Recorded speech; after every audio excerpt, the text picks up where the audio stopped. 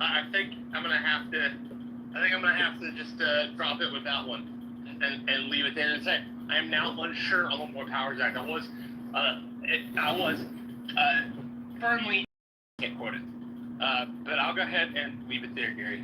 Is there an argument to make that it's beyond your description to the point where it would affect the mission? If they went to Congress first, and then there were all these public discussions and hearings and everything, it telegraphs Yes. too much to the enemy, and it negates what the president feels needed to be done at that moment. Yes, chief power. I will grant you. That's why I said my idealistic side. Look today, fully not. But we still have pockets. Still, there are some elements involved with this regime which they extremely get paid. You know, we know that it's about 8, 9 TV channel in Los Angeles which they're still getting paid by this regime, and they throw in rock at, but people are fed up with it. He's ready for it. He still does not want. He's not seeking any kind of, office position or anything. He says from the beginning, he said he's just there to help and let the transaction go smooth. And as far as his plan is already said, there won't be any vacuum, there won't be any problem. It's just a matter of when Khamenei is gonna get hit. There is the news he got hit. There's the news now he's not got hit. He had already few, tapes he sent out. But we all know, almost Iranian, he has like 2 or 3 or 4 or 5 copies which is put in the face and then they come in the front in any of the situations. So, but all the news is good from Iran. The only thing they don't have is complaining. It's the internet, and it's very hard to do, connection with them, and they just want to let know the family, the friend outside, they are doing okay. That's just about it. Thank you, Alan. It's interesting that you mentioned that there's a television station in Los Angeles that people say is being funded by the Iranian regime. And I don't know whether if it's direct, because it would seem that would be in violation of the sanctions. But I can say, from personal experience, this makes me recall during the wars in Iraq, there's a very large expatriated community of Iraqis in Detroit, and there was a newspaper there, a weekly, that was published to serve that community, and that newspaper was funded by Saddam Hussein. And interestingly, it wasn't just the content that was being supportive of that regime, but because the reporters were in and out of the community talking to people, they were able to telegraph back to the Iraqi officials who in the United States, who still have family in Iraq, was supporting the resistance to Saddam Hussein.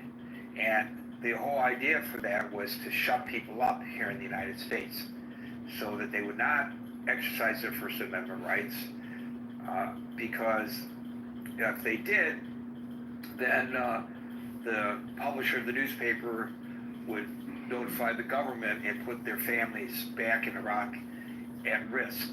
I don't know whether that's going on with this television station in Los Angeles, but it's pretty interesting and something worthwhile of some investigation based on what Alan just said. Anson, I know you got a lot to say about strategically what occurred and the results and what comes next, so the floor is. Well, I want to first weigh in on is it constitutional, and I particularly want to try to address Scott and the millions and millions of people in the United States that will agree with Scott's assertion. But I don't know the answer, and I would suggest that nobody on this stage or in this room knows the definitive answer. The only way to get a definitive answer is whether something is constitutional or not is run it up the flagpole and let the Supreme Court make a decision. So Trump is a wild man, and he's doing a bunch of stuff, and Democrats have resorted to the courts to try to slow him down, and they're being successful in many cases doing that. And some of the things have gone to the Supreme Court in a pretty quick fashion. So why don't we somebody sue the administration right now and see if a court will establish a restraining order preventing the use of any offensive weapons against Iran until Congress declares war, period. And then let that work its way up the flagpole and let the Supreme Court decide. Now, is that a joke? No, it's really not a joke, because I am sick and tired of listening to this argument since I first joined the military in 1965. Is it constitutional or not? Is it not constitutional to order the use of military force for whatever reason against anybody without an act of Congress? If that is the case, then we can save trillions and trillions of dollars, because we don't need to forward deploy anything. We can pull back and turn them into tin cans, all of our carrier battle groups, all of our ballistic missile submarines, all of our just pull it all back, and we turn into an island of America. And when somebody decides to go to war, if we think it's necessary, we can do what we did in World War I and World War II, and rearm the world and ultimately win the war. Think that's going to work in today's world? That's laughable. So our whole military posture of being forward deployed, why do we do that? Because the basic element of our defense of the United States of America is deterrence. And in today's world, particularly, I mean, you can even say that offensive action against a computer network in China that is raising hell in America with its aggressive action, is it an act of war to offensively counter that computer system in China? Is that an act of war? I mean, these kinds of discussions can go on ad infinitum, and they have. We need to make some kind of decision in this country, and somebody ought to get it to the Supreme Court. I don't trust Trump to make the decision. I don't trust any single politician to make the decision, but we have a process to determine whether something is constitutional or not. Why are we afraid to use it? Now, was it successful? I don't know. I know that the Iranian nuclear program has been set back for decades just based upon the little I know about what's been damaged so far. But nobody, even the Iranians, don't know the extent of damage underground from the bunker busters. And we're not going to know until somebody actually digs down into those chambers to see how badly they were destroyed. Now, they had 900 pounds of 60% enriched uranium. Where was that stuff at 1840 Eastern Daylight Time on June 21st? Israelis, the IAEA, and the United States thinks it was at Isfahan. Isfahan got obliterated on the surface by 30 Tomahawk cruise missiles from a Trident submarine. the other 14, Nasan, and Fedor, were bombed underground, and all we see right now is holes in the ground where the bombs went in. And we don't even see any collapse of the ground, the surface. So you would think if they had massive caverns underground and those caverns were destroyed by the bombs, you think you would see a hole in, a big shallow hole in the ground where the earth filled up those destroyed caverns. But we don't see any evidence of that. But my guess is that those 3 sites are not going to be used to do anything nuclear for years, if not decades. Now, are we going to have to play whack-a-mole and chase them around to see if they're trying to secretly build a bomb someplace else? Sure. What can we do to find the 900 pounds of enriched uranium? In case any of you are wondering, it takes about 5 or 6 kilograms of 90% enriched uranium to make one Hiroshima-sized bomb. So that's enough uranium that for seat of the pants calculation, you could build 50 or 60 bombs that were all Hiroshima size, which are pretty small, 20 kilotons, but you could build 50 or 60 bombs with that. Where is that stuff? We don't know. Do some Iranians know where it is? Probably. But we're going to have to, and we're not going to be able to fly airplanes over the site with radiation monitors to figure it out, because it's too hard to detect uranium-235 in such a manner, and you're certainly not going to do it from space either. The only way you're going to definitively know is by putting boots on the ground and literally go in with Geiger counters and see what you can find. What next?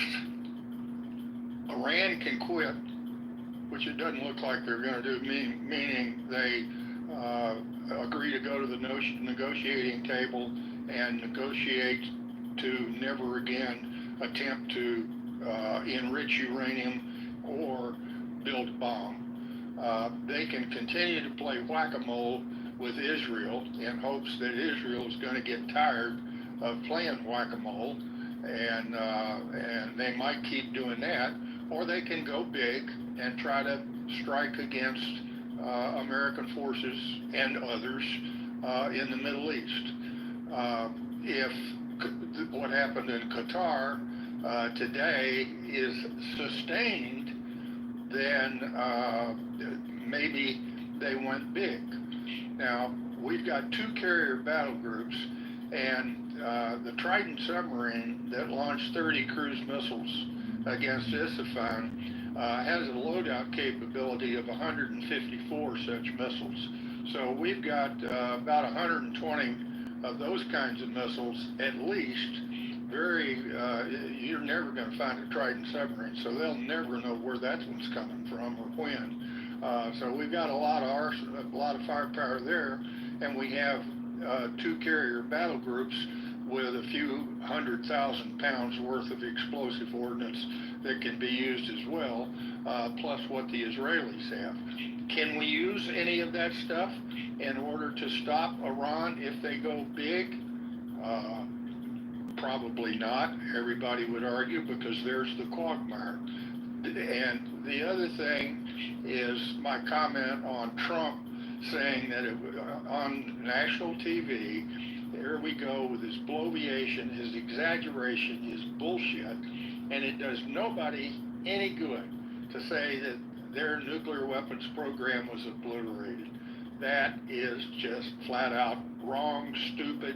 The basic answer, we don't know, and very, very few people, if any, know for sure exactly how badly it was degraded. But degraded, you bet your ass it was degraded, and it's going to be a hell of an effort over years, if not decades, for Iran to get back where they were with arguably enough uranium to build 50 bombs and just figuring out how to build them and launch them being the only restraint against them, which is a danger to the world and the United States that I hope to hell we never see again. So one of the other potential responses, and I know you were focusing on the military, but I just want to add to your excellent analysis, Anson, is what they're really good at, which is not militarily responding directly, but through terrorism. That's exactly, and what I forgot to say that, and I think I said it in my email to you. No doubt, as long as this regime is still around, unless they bring back the Shah or something like that, there is no doubt that they're going to do everything they can, no matter whether they negotiate to end their nuclear, all three of the options that I provided, and any other options that anybody in here wants to come up with. They are going to continue to use terrorism as to the fullest extent that they can possibly do it, and how to combat that. That's you know, you in playing whack-a-mole, you just slap the mole on the cheek, and he's ready to bite your hand off if he can get at it using terrorism. So we reignited that beehive. I mean, the beehive has always been there, but now we're going to be in a posture that people are going to start thanking God we have the Patriot Act again, or something like that. So that's a consequence that anybody should have seen coming, and they'll never give that up until we have a regime a la the Shah's regime, or maybe the prime minister that was democratically elected that was overthrown by the Brits in the United States back in 1953. The thing to take into consideration when it comes to a potential, and thank you for that, Anson, terrorist attack type response from Iran, is that it doesn't necessarily happen immediately. I note that when the Iranian regime was offended by Salman Rushdie's book, because they saw it as blasphemous, and they put out a fatwa and put millions of dollars on his head, it took over a decade before somebody sadly finally very seriously attacked him in New York State. So it's not necessarily an immediate response. And we could get lulled into, you know how it is, we do it here because we reflect what's going on in the news, and the news kind of doesn't reflect but drives the body politic of the nation. We go from one crisis to another, and this will soon be forgotten if there's a period of quiet.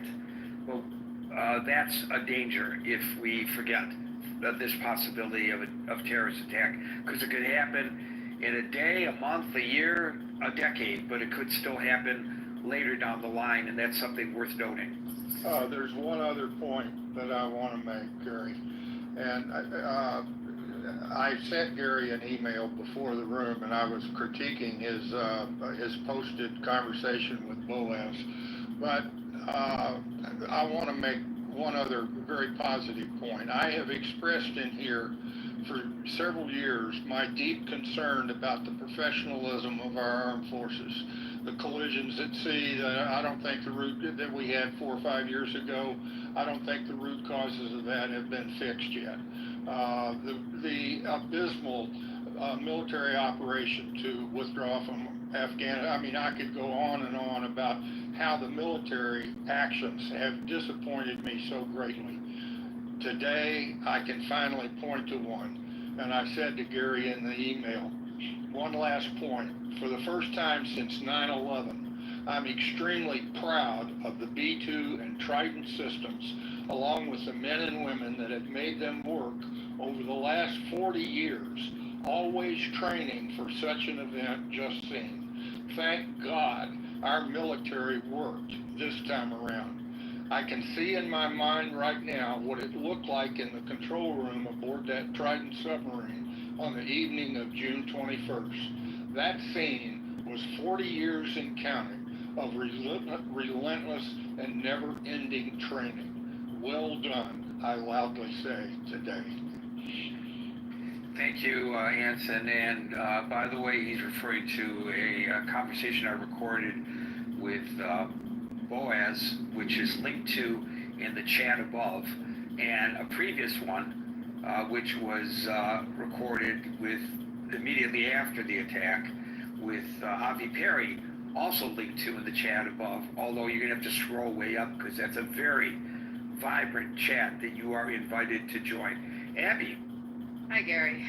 So I'm going to try to be brief with this. I wanted to comment a little bit on what Scott was talking about and the War Powers Act and try to give some historical perspective on it. If we could take ourselves back to the late 60s, early 70s and the Vietnam War and the position our country was in, and after Nixon expanded the Vietnam War into Cambodia and Laos, Congress determined that they wanted to put limits on us committing forces abroad.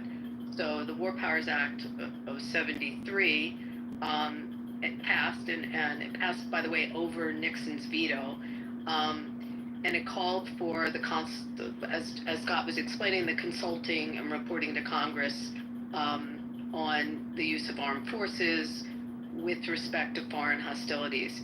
It requires that there's a termination of the military action that the president would initiate unless Congress approves an authorization within a 60 or 90-day period, and it requires the president at that point to withdraw forces. Now, as Scott alluded to it, and we could talk about circumstance after circumstance of Democrat and Republican administrations and presidents that have taken actions to circumvent and find an endgame around the constitutional requirements as well as the War Powers Act. With respect to Clinton, which we have three circumstances where Congress refused to give authorization to him.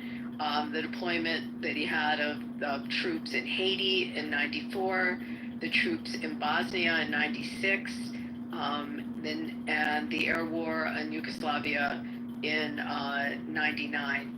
He acted anyway. In 86, Reagan ordered airstrikes on Libya, as Scott was talking about, in the retaliation of the bombing of the Berlin nightclub. I don't know if you remember that, where a lot of American servicemen used to go. And he conferred with congressional leaders, but he didn't seek any kind of vote to authorize it. As I look at this, I think a lot of the Iraq, the decision by Clinton 2 years before 9/11 to go into Iraq with almost really similar fact pattern of having advisors telling them that there were weapons, at the time, weapons of mass destruction, and the concern that he had to go in and it was an existential threat, knowing also that the way to resolve it was with the bombing. In that situation, I think it's similar. Iraq was resisting the access by the UN inspectors. Sound familiar? What we have with Iran, and him being fearful of, at the time, Saddam Hussein's belligerence, let's call it, and that the possibility that he'd use the weapons against his own people. That Clinton decided to have airstrikes. I mean, we can just go through the list. We can go all the way back in time to our early presidents and work our way through administration after administration and centuries of this act by presidents. I do want to say, and I'm not going to go all in on all of these different episodes. But I know that with respect to Obama, that he made the choice with Gaddafi, and his intent was to overthrow the regime, which we don't know if that's what the U.S. intent is here. And he claimed there was no need for congressional authorization for his actions under the War Powers Act. We know what happened after that. We have ISIS-aligned groups. We had dangerous organizations that took over substantial parts of that territory, and the U.S. basically walked away.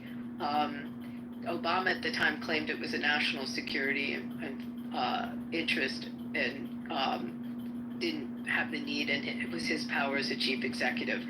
I do also want to say that Congress still retains the power through appropriations, through military appropriations, to cut off funds should they be against a conflict. They're still in our separation of powers, the ability of Congress to pull the purse strings on certain conflicts. So they're not completely devoid of power when this happens. But with respect to the present action, I think you see hardcore far-right Republicans against it, and then you see moderate Democrats in support of it. Steny Hoyer, Josh Gottheimer, the usual suspects came out in support of what Trump is doing, and Marjorie Taylor Greene and Massey against him. So I think you're going to see that split. I think this is necessary. I think this is an existential threat to the world. I think it's completely justified. We've had enough attacks on physical U.S. troops by Iran and its proxies. We've had attacks on shipping vessels. We've had threats on our soil. We've had assassination attempts against our Secretary of State, our members of our cabinet, our president, the Saudi ambassador as he was on U.S. soil, the Israeli ambassador as he was on U.S. soil. I mean, we could just go on and on this bad world actor and how they have challenged the United States and threatened the United States. We have thwarted numerous cells within the United States. Our intelligence community have over the years uncovered various threats and plots, and I'm sure we're going to see many more. But if you look at what was the justification in the other acts by other administrations, this meets, in my opinion, this meets that level, just as the others were feeling that our country was at risk and at security risk. So along with, and I haven't even gotten into standing there with our ally and assisting our ally who has assisted us with intelligence, all kinds of military support as a steadfast and strong ally in the region. And I think that last thing I'm going to say is it's going to be interesting to see the bedfellows here as the attacks are coming in at Qatar and other Gulf states. They've already helped Israel in deflecting and going, using their air resources to go after some of the ballistic missiles and what's been shot at Israel. We've seen the Gulf nations, but both in April when the first attack came from Iran to Israel, and now from Jordan and Saudi, the Emirates, and I think you're going to see more and more. Even Syria this time has helped. So the direct attacks at the U.S. bases into countries like Qatar are going to be very interesting, how the response is from those nations and how many friends Iran has in the region. And I'm going to say they're not batting 1,000 on this one. So I'll leave it at that. But I think it's justified. It's got precedent, lots of precedent. You name the administration and we can find one. As I said, we can go all the way back to Jefferson, Madison, Monroe, Polk, Pierce, Roosevelt again, Wilson, Kennedy, Johnson, Reagan, Bush, Clinton, Obama, Bush, Obama, Trump, Biden, Trump again. So there you go. I'm done. Thank you for letting me speak. Thank you, Abby. I don't know whether there was a connection ever established between the two assassination attempts on the president and Iran, but we do know that Iran has threatened to assassinate the president of the United States. I do know, because I've been around Mike Pompeo enough to know that he cannot go anywhere without security all around him, and he is still at risk for the strike on Soleimani. Yes, they have not forgotten Soleimani, and as I pointed out earlier, it's not unusual for them to wait a long time until they feel the opportunity is correct for them to hit a target.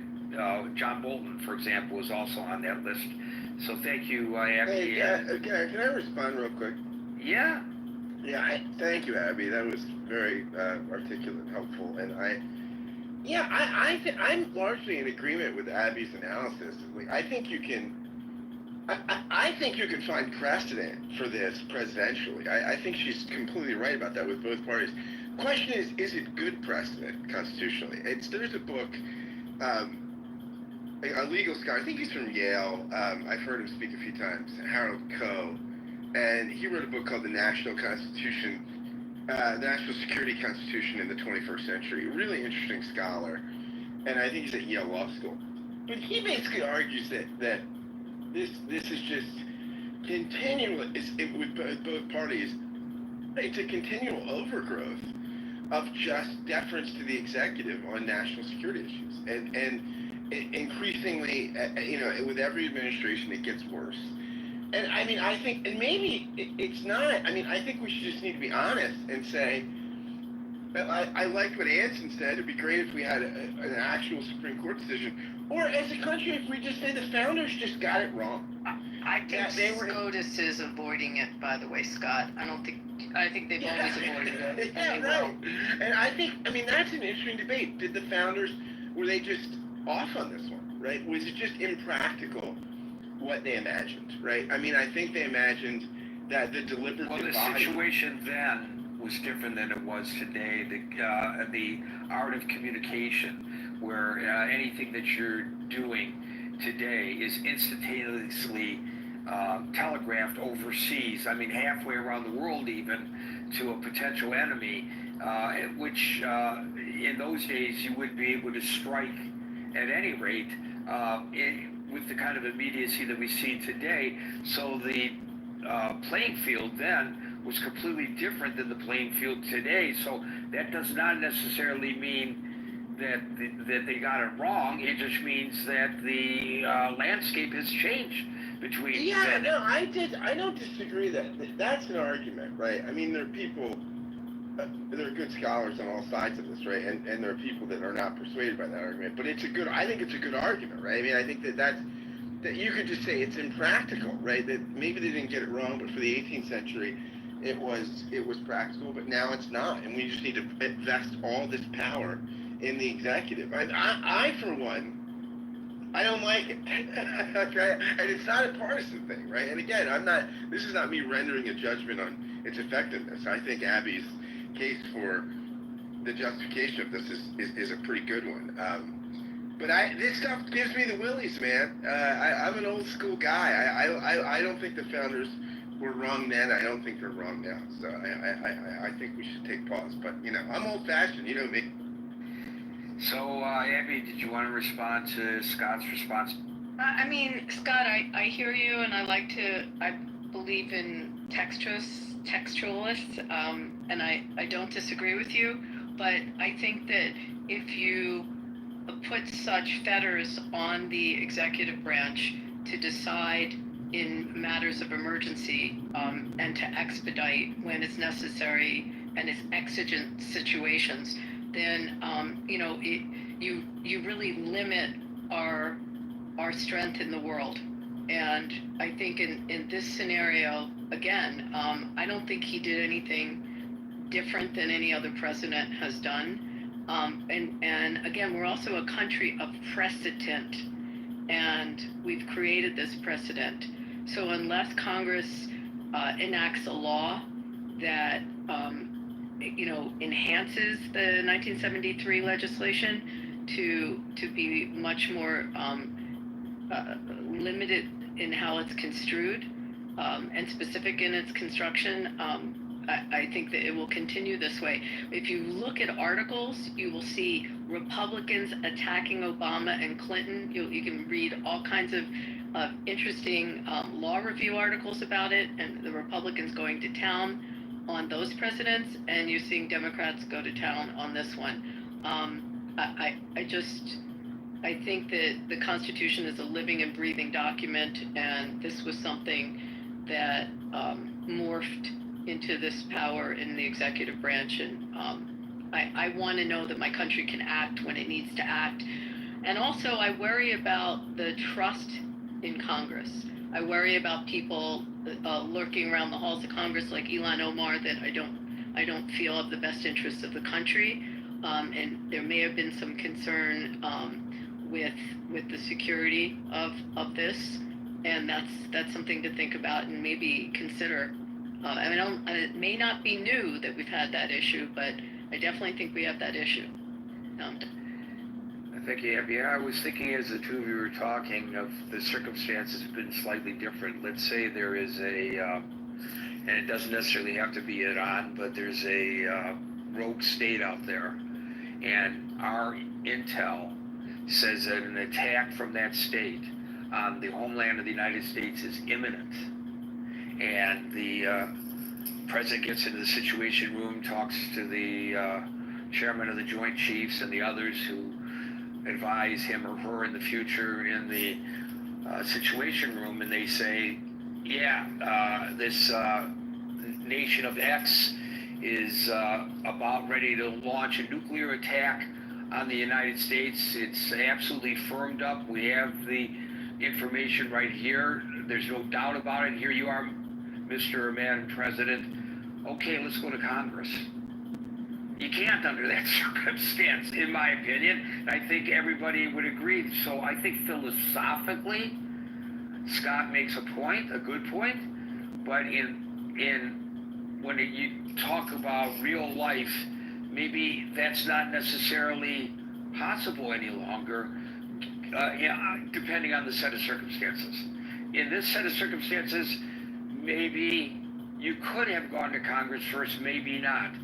I tend to lean in the direction of maybe not, but I think an argument can be made, maybe so. But in the circumstance, the theoretical that I just tossed out, absolutely not.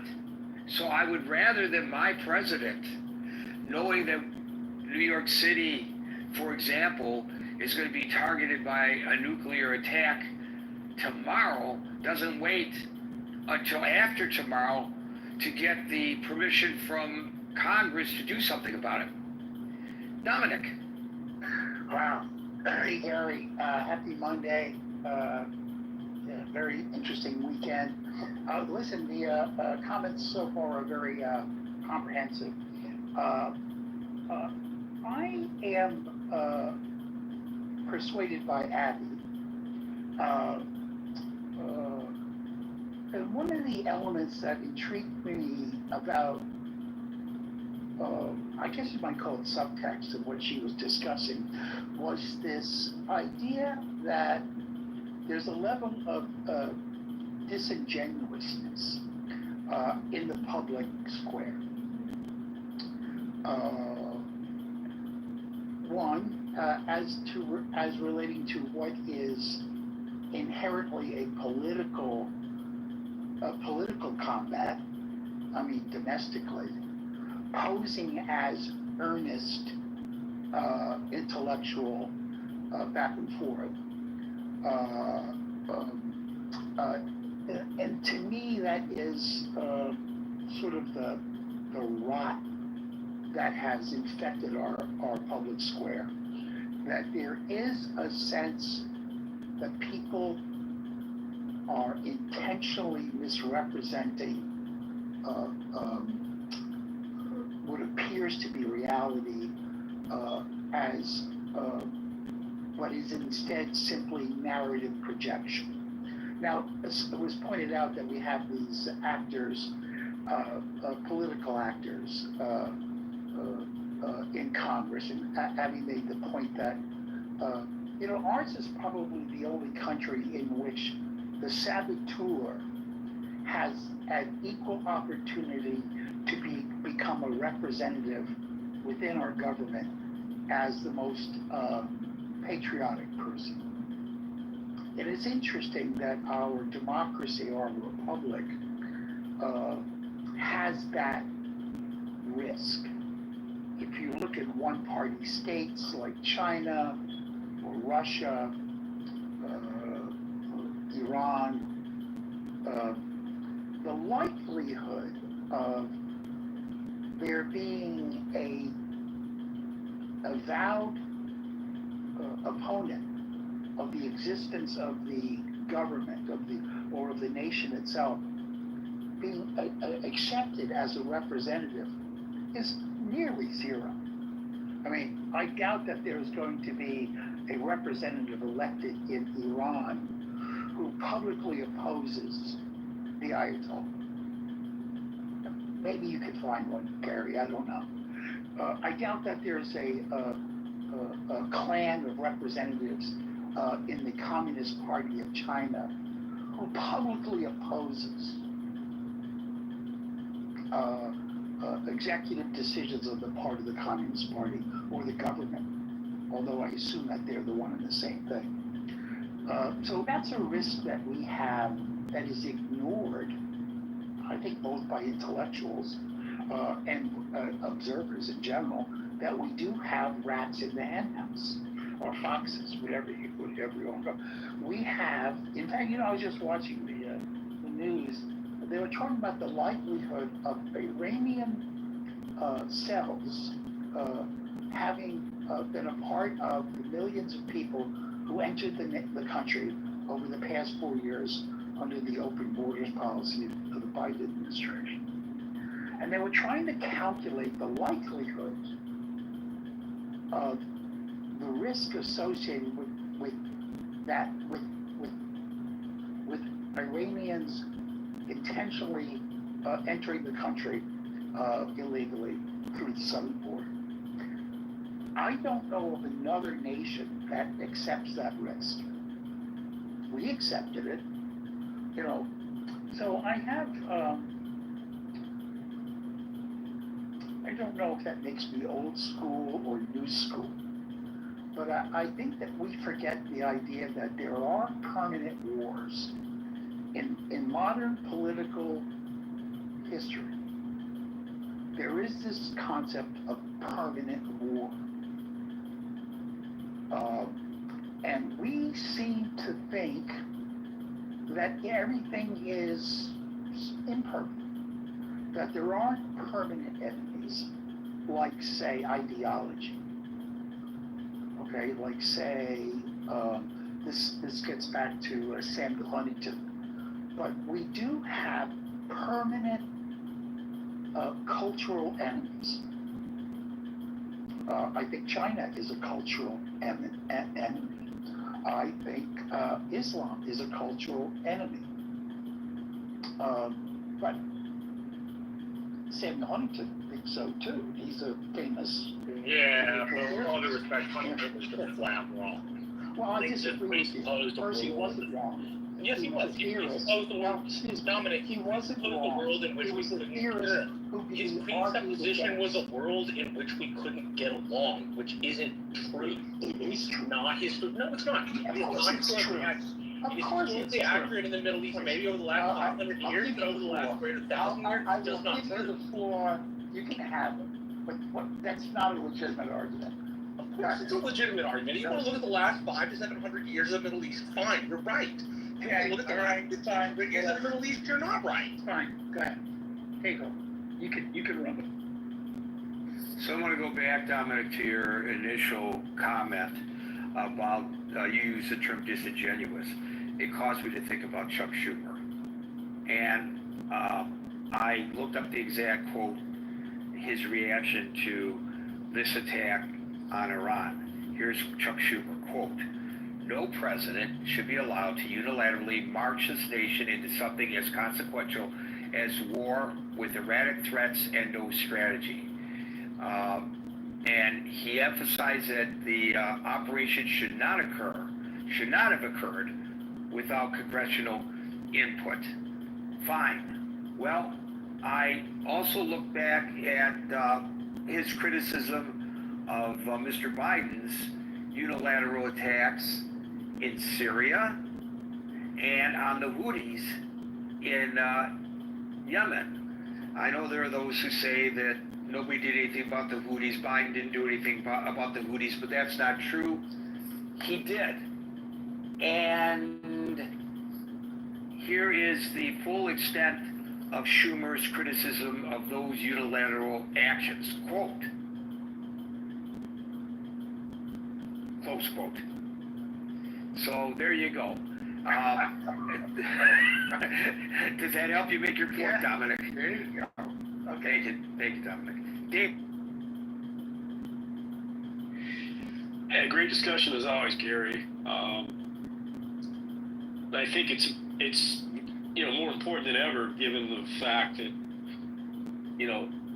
on the one hand, this bombing by Trump and our great military, which I have utmost respect for, the immense power that we wield and the way in which we can wield it.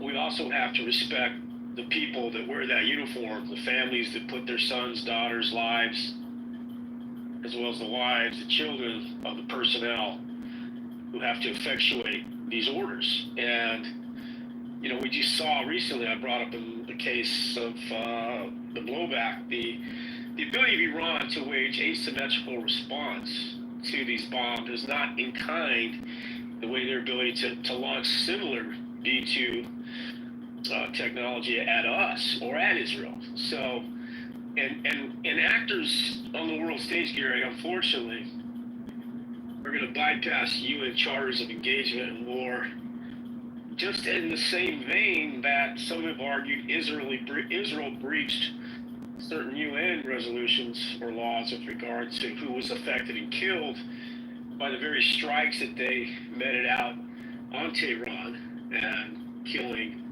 a lot of their nuclear scientists and leadership. There was evidence that media personnel are also killed, which under UN charters are to be exempt from acts of aggression and war because they're innocent civilians. So we see the murkiness of defending one's nation with regard to the threat that is directed at them. In this case, obviously, the perceived, accurate or otherwise, that Iran has enriched uranium to the level that was rising to the level of being nuclear and deployable, or not necessarily deployable, but nuclear and ready to be used in a way that would be a massive existential threat to Israel, and of course to our interests in the region.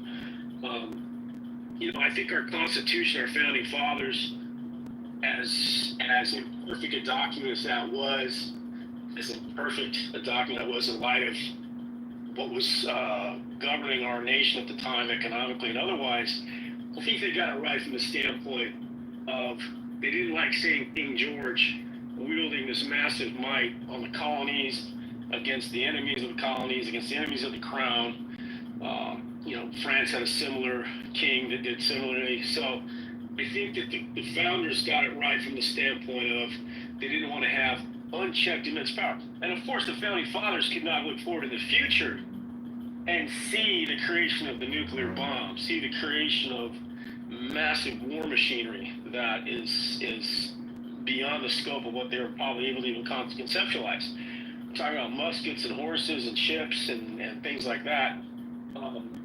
And so, fast forward through the campaigns, and I think the most salient example of that, and that was honored to the T, was Roosevelt with regard to World War II and the power Congress wielded in checking his ability to just dive right into World War II. Even though the evidence was great, even though Churchill was lobbying, we saw, the way in which Nazi Germany was running roughshod all over Europe. And yet, because of World War I and the loss of life and the way in which we entered into that engagement, politicians and Americans were fatigued. They didn't want to go back into campaigns like that. And Roosevelt, the neutrality acts that were passed in Congress, set Roosevelt's ability. He honored those acts, and he's on Mount Rushmore, or at least I think he is, or I think his cousin is. And what I'm trying to say with that, Gary, is that there was not a more existential threat to the free world than Hitler's army, right? And so does Iran's threat, absence of the evidence, and of course we have our government, our president, commander-in-chief, debating the evidence with the very people he put in power to tell them what the evidence is. And that I'm speaking of is Tassie Gabbard, and her running her CIA intelligence and everything else. So, again, are we calling upon our men and women in uniform to act out aggression with absolute certainty? And that remains to be seen, Gary. And, irrespective of allyship with Israel, I think ultimately we could have waited a little bit longer. I think that with regard to our world standing, with regard to the eyes that are upon us, we have to engage in a way that speaks to the very power that we're able to lever against our enemies. So, how does Iran respond? Well, we've already seen Qatar and our bases being attacked that way. It remains to be seen if they're going to try to bottleneck the Strait of Hormuz, which could roil oil markets and our economies around the world. That's not something Trump voters wanted when they voted Trump into office. They want to bring prices down. So, 2 steps forward, 1 step back here. And of course, we have an amnesia with regard to these campaigns. Vietnam, we had peace for a really long time. We won the Cold War. We won the Cold War without launching missiles against the great Soviet Union. We did that with a lot of soft power. They say rock and roll and blue jeans, that the East wanted more of what we had in terms of movies and our lifestyle than being repressed. So, I'm not saying that the Iranian regime is anywhere near accommodating us, say, some of that, but at the end of the day, Iran is a large country. There's 90 million people that live there. They fought valiantly against us and our backing of Saddam Hussein in the Iran-Iraq War. And so I don't put it past them to steel themselves with regard to further aggression. So let's hope that negotiations can stop this. Thank you.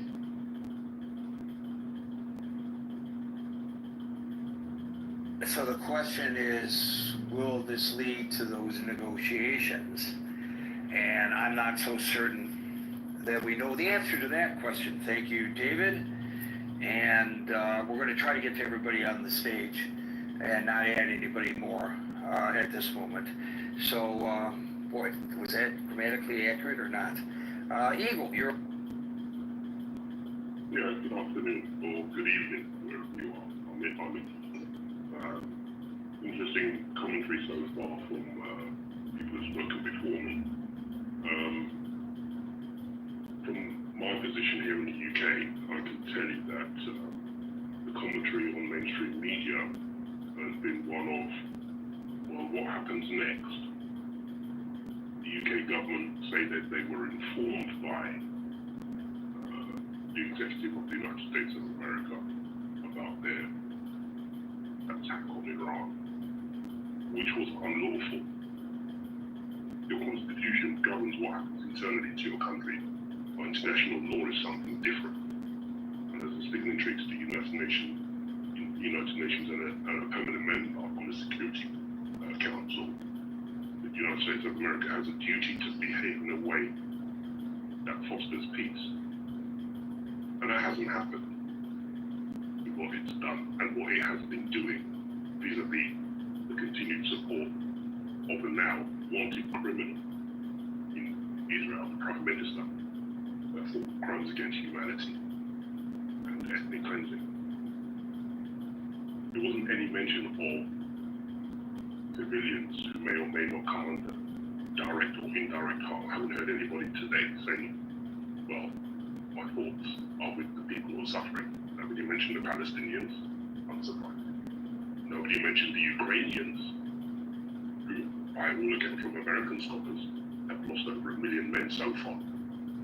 So, two conflicts which are being called proxy wars by people here in the UK and in the United States of America have, I think, put the reputation of the United States of America firmly in the dustbin, according to the people in the global south and the global north.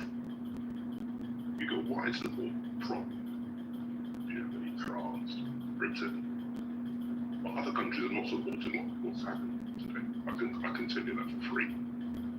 According to the IAEA, there should be no attack on any nuclear installation, irrespective of the enrichment of uranium.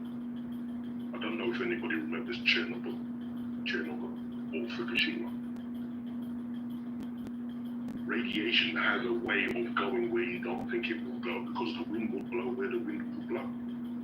To attack a nuclear installation is I don't know what word to use to describe that. It's weird. You haven't even been able to verify whether what has been done was successful. The question in the chat at the top of the board is, was the Iran attack constitutional? Well, that's an internal discussion for your country.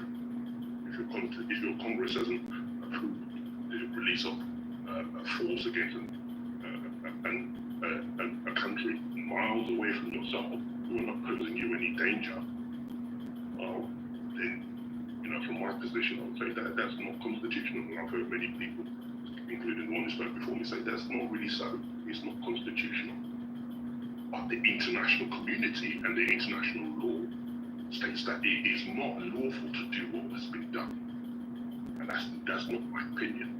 So let me just ask you a question, since you bring up the point that the United States attacked a country that was not threatening to the United States.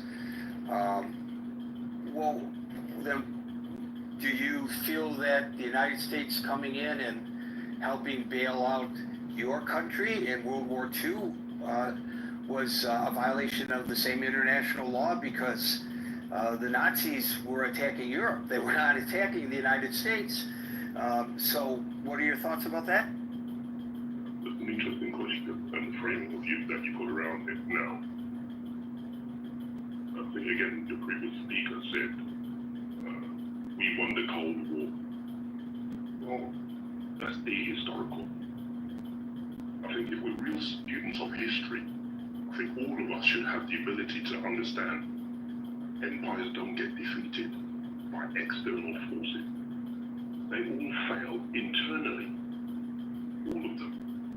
So the Soviet Union didn't fail because of what America did. It failed because of what Yeah, those are all excellent points, but that does not address the question I asked you. So your question was it legal for the United States? Well, you're claiming that it's not legal for the United States to attack Iran because Iran was not presenting a direct threat to the United States. No, it's not. Okay, well, the Germans, the Nazis, were not directly threatening the United States either. So, do you bemoan the fact that the United States got involved in World War II and, saved your parents and grandparents fat out of the fire hell?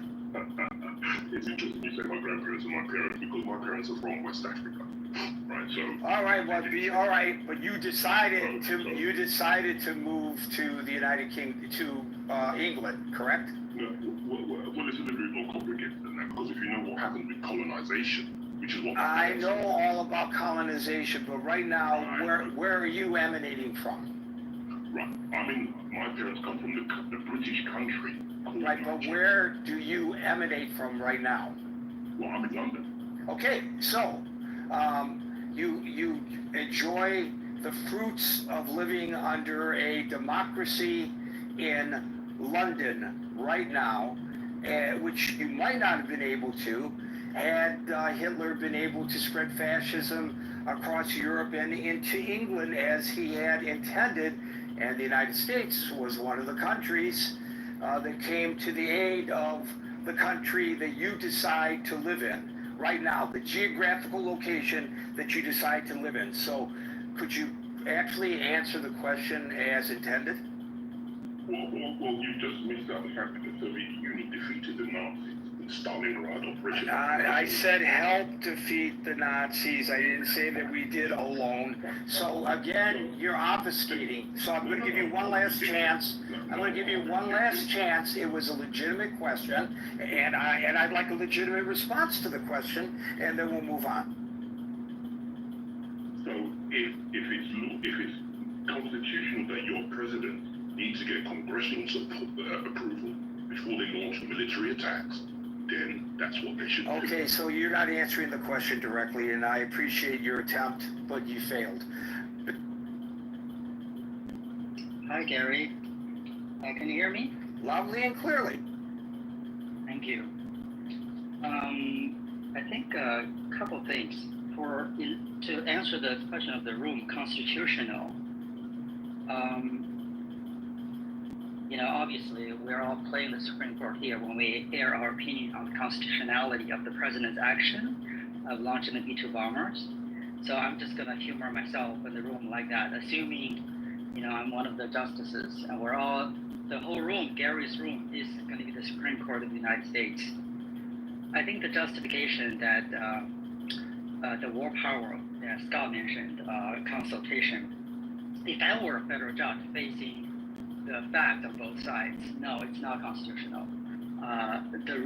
Largely because it failed the wording of the Constitution. It's interesting that Abby mentioned that the Constitution is a living, breathing document.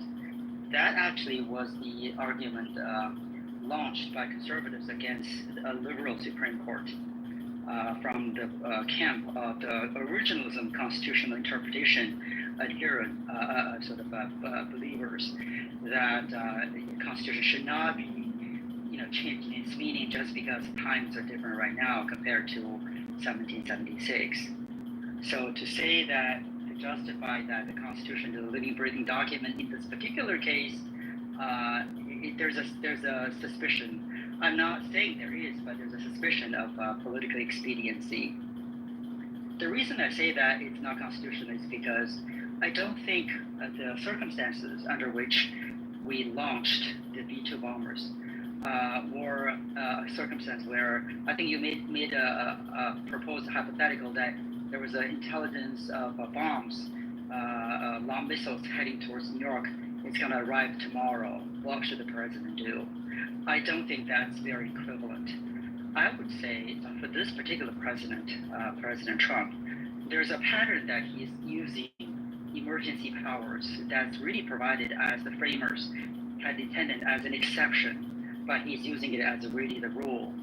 And that is not just this particular case that we're talking about, the attack of Iran by the bombers, but as well as the immigration cases. For example, yeah, but surely been other presidents, as Abby also pointed out, and you just mentioned that you were in the room when she was talking, other presidents who did not wield the executive order pen to the degree that this president has domestically have taken military action in much the same manner as this president has previously, and there wasn't all this hand-wringing and chest-beating about the constitutionality of it as we see today. So Gary, you're a psychic. That was actually the next point. The next point is actually relatively simple, meaning that yes, there were all these terrible previous presidents, including those terrible Democratic presidents that did the same thing, launching military attacks without the consultation or approval of Congress. Yes, let's assume that's the case. Remember, I'm speaking today as if I'm a fake Supreme Court justice. What the other presidents have done means something, but not dispositive in a legal term.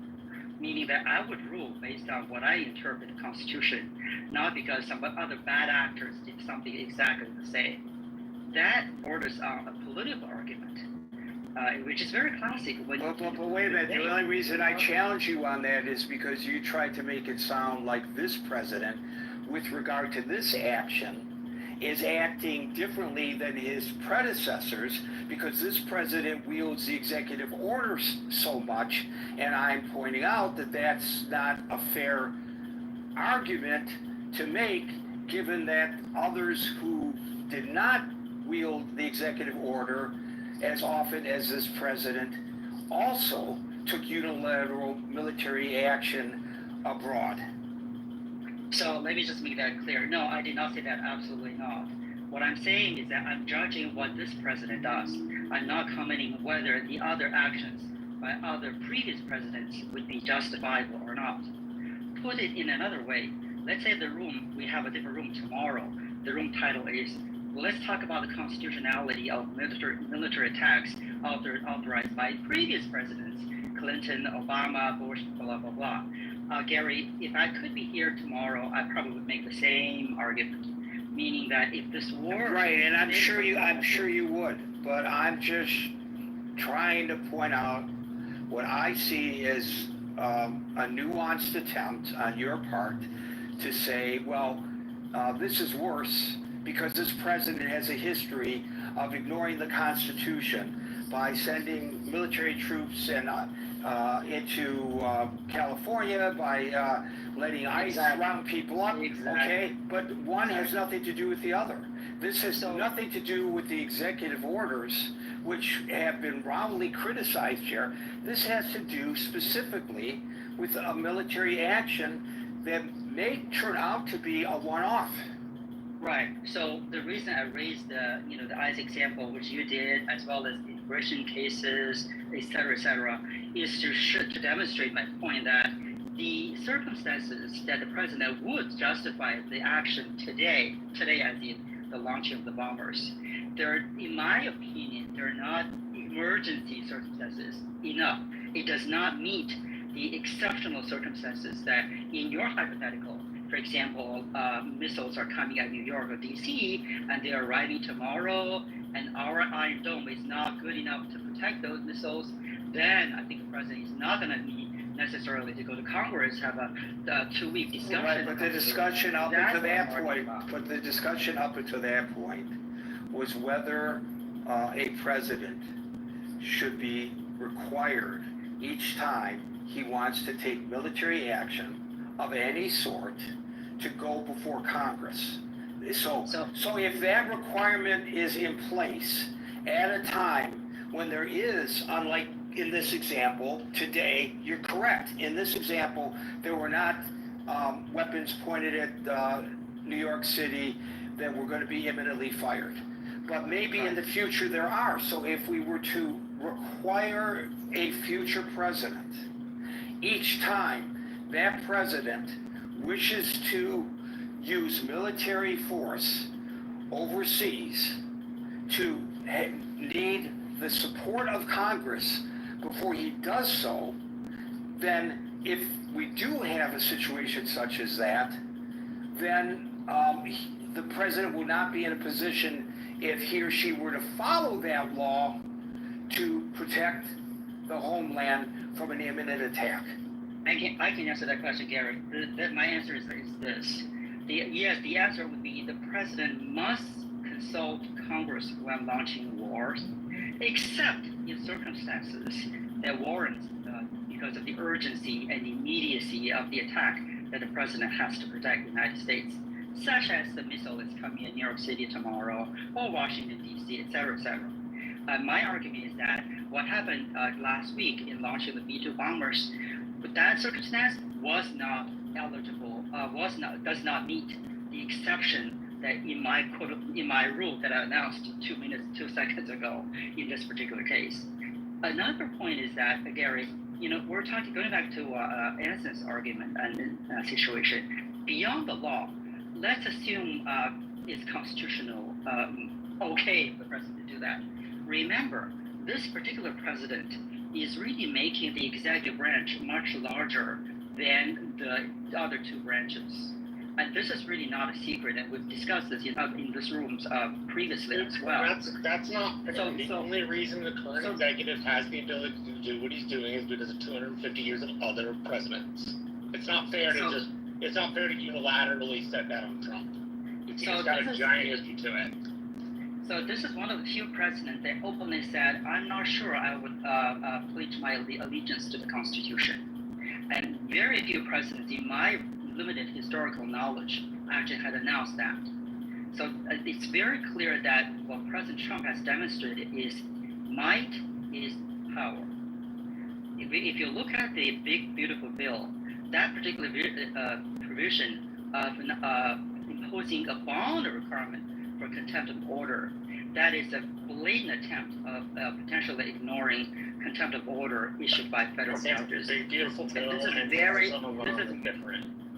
Like, This they're is a not- very, very important fact, meaning that we may potentially have a direction that we're heading to, where, like another gentleman mentioned, I think Dominic probably mentioned that when you look at other countries, the authoritarian state, you wouldn't see some of the circumstances that we have here that in those other countries. So in essence, this is really, there's more than a zero possibility that we are having a fundamental changes in our governmental structure, meaning that the president is bigger than the courts and Congress, and the president can wield a huge amount of power, just as if he or she were in Russia or China or North Korea. And that, I don't think, is something that most voters would want to see that happening in the United States. To view other countries, to view. You're saying it's Donald Trump's fault. It's not Donald Trump's Yes. fault. It's not Donald Trump's fault. The 250 years of American presidents have seized power after each administration and used the previous administration's rationales and actions as precedents for doing other things, Ben. So, you Marshall, are setting the entire weight of history on Trump. That's not fair. If you want to attribute it and say 250 years of history have made it so that the executive is far more powerful than the founders ever intended it to be, I agree with you. But just sitting at Trump's feet is not an honest statement of how we got to that place. Okay, but I think his point was that the acceleration is greater under Trump during this particular administration than in any previous administration. I think that was your point. It absolutely is.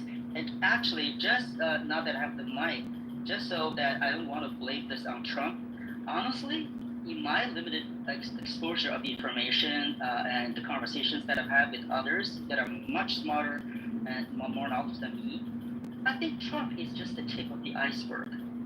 Underneath that tip of the iceberg, there are other individuals, politicians, on whatever political spectrum. In this particular case, maybe the Heritage Foundation, maybe Project 2025, they even want more than what Trump is doing. I jokingly mentioned the MAGA should be MAWA, Make America White Again. And to have that, to hear others in this platform talking about we should view other countries culturally as enemy, that is very, very dangerous in my mind. Whether you're dealing with whatever country, Iran, UK, France, Russia, even North Korea for that matter, they are still in individual sovereignty on this earth. There are still approaches that we should follow, not because those are genetically evil culture, but rather it's the political system, it's their actions that we want to fight against. And I think that's a very nuanced point. I know some people may not like it. It's very easy to say, oh, because you have green hair, then you're an evil person forever. That is not, I think, a critical thinking forum sort of conversation should entail.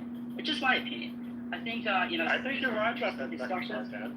I think you're 100% right. There are definitely people who want to use the power of the presidency to do things that are absolutely destructive to the country as a whole. I 100% agree with you.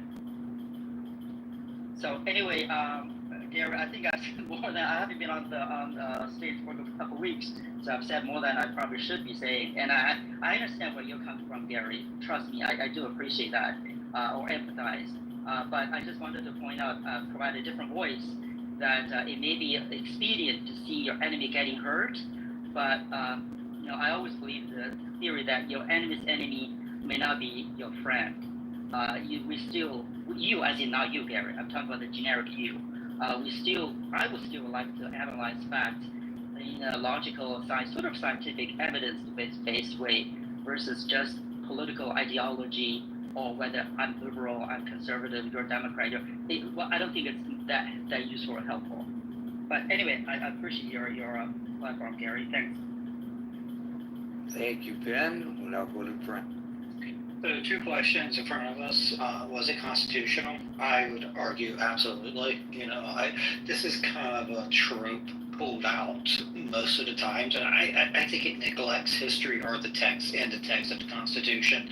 If you look at the Constitution itself, it essentially gives Congress the power to declare war, but it gives commander-in-chiefs the power over the military. And commanders-in-chiefs from our founding have used that power both internally and externally. Washington, the Whiskey Revolution or Whiskey Rebellion. You look at the Barbary Wars. I mean, the Halls of Montezuma or the Halls of Tripoli is something about a undeclared conflict. You want the executive to be able to exercise The shores of Tripoli. The shores of Tripoli. I apologize. The shores of Tripoli. You want the executive to be able to exercise commander-in-chief power so he can protect the nation. I think that's kind of what the Congress or the founders intended when they put him as commander-in-chief. Where the line is between like an action like that and an actual declared war, I think that is really unsure because the text is pretty non-existent there. But I do think things like the War Powers Act are actually the unconstitutional thing because they they too much kind of contain the presidential constitutional powers in the president. So I think actually the opposite way of somebody like Thomas Massey or others. I think the executive is pretty strong in national security. I think the second part, successful, it's looking less and less successful. I mean, the major site is really unclear whether we penetrated with enough depth to destroy their capability. It looks like a lot of their radioactive material, was scattered in various places in Iran. And my concern would be, it looks like the attack by the Iranians was meant to be intercepted, was meant to be a dud. It's just coming over the wires that they're going to have a ceasefire tonight. My concern would be, this is a means of pausing, and we haven't actually removed their capability. And what we're going to have is still an Iranian state that is going to be now very motivated once they can breathe to go towards a nuclear weapon and establish nuclear deterrence. So I always make this point that this is essentially 1940s technology. You can either get rid of it by force or diplomacy. Diplomacy is a hell of a lot less risky, and it's unfortunately we left to JCPOA. I kind of worry now that we have used military force, if we don't come out the end of this conflict with an Iranian state that is both, highly motivated to achieve nuclear deterrence and also really, really, really opposed or more opposed, I guess you would say, to any sort of fundamental change in the region that would provide stability. So, in my mind, this could be the worst of both worlds, or the worst kind of, if there's a decision tree, kind of the worst world. So you're absolutely right. I was about to mention that, and you beat me to the punch. The president says that Israel and Iran have agreed on a ceasefire.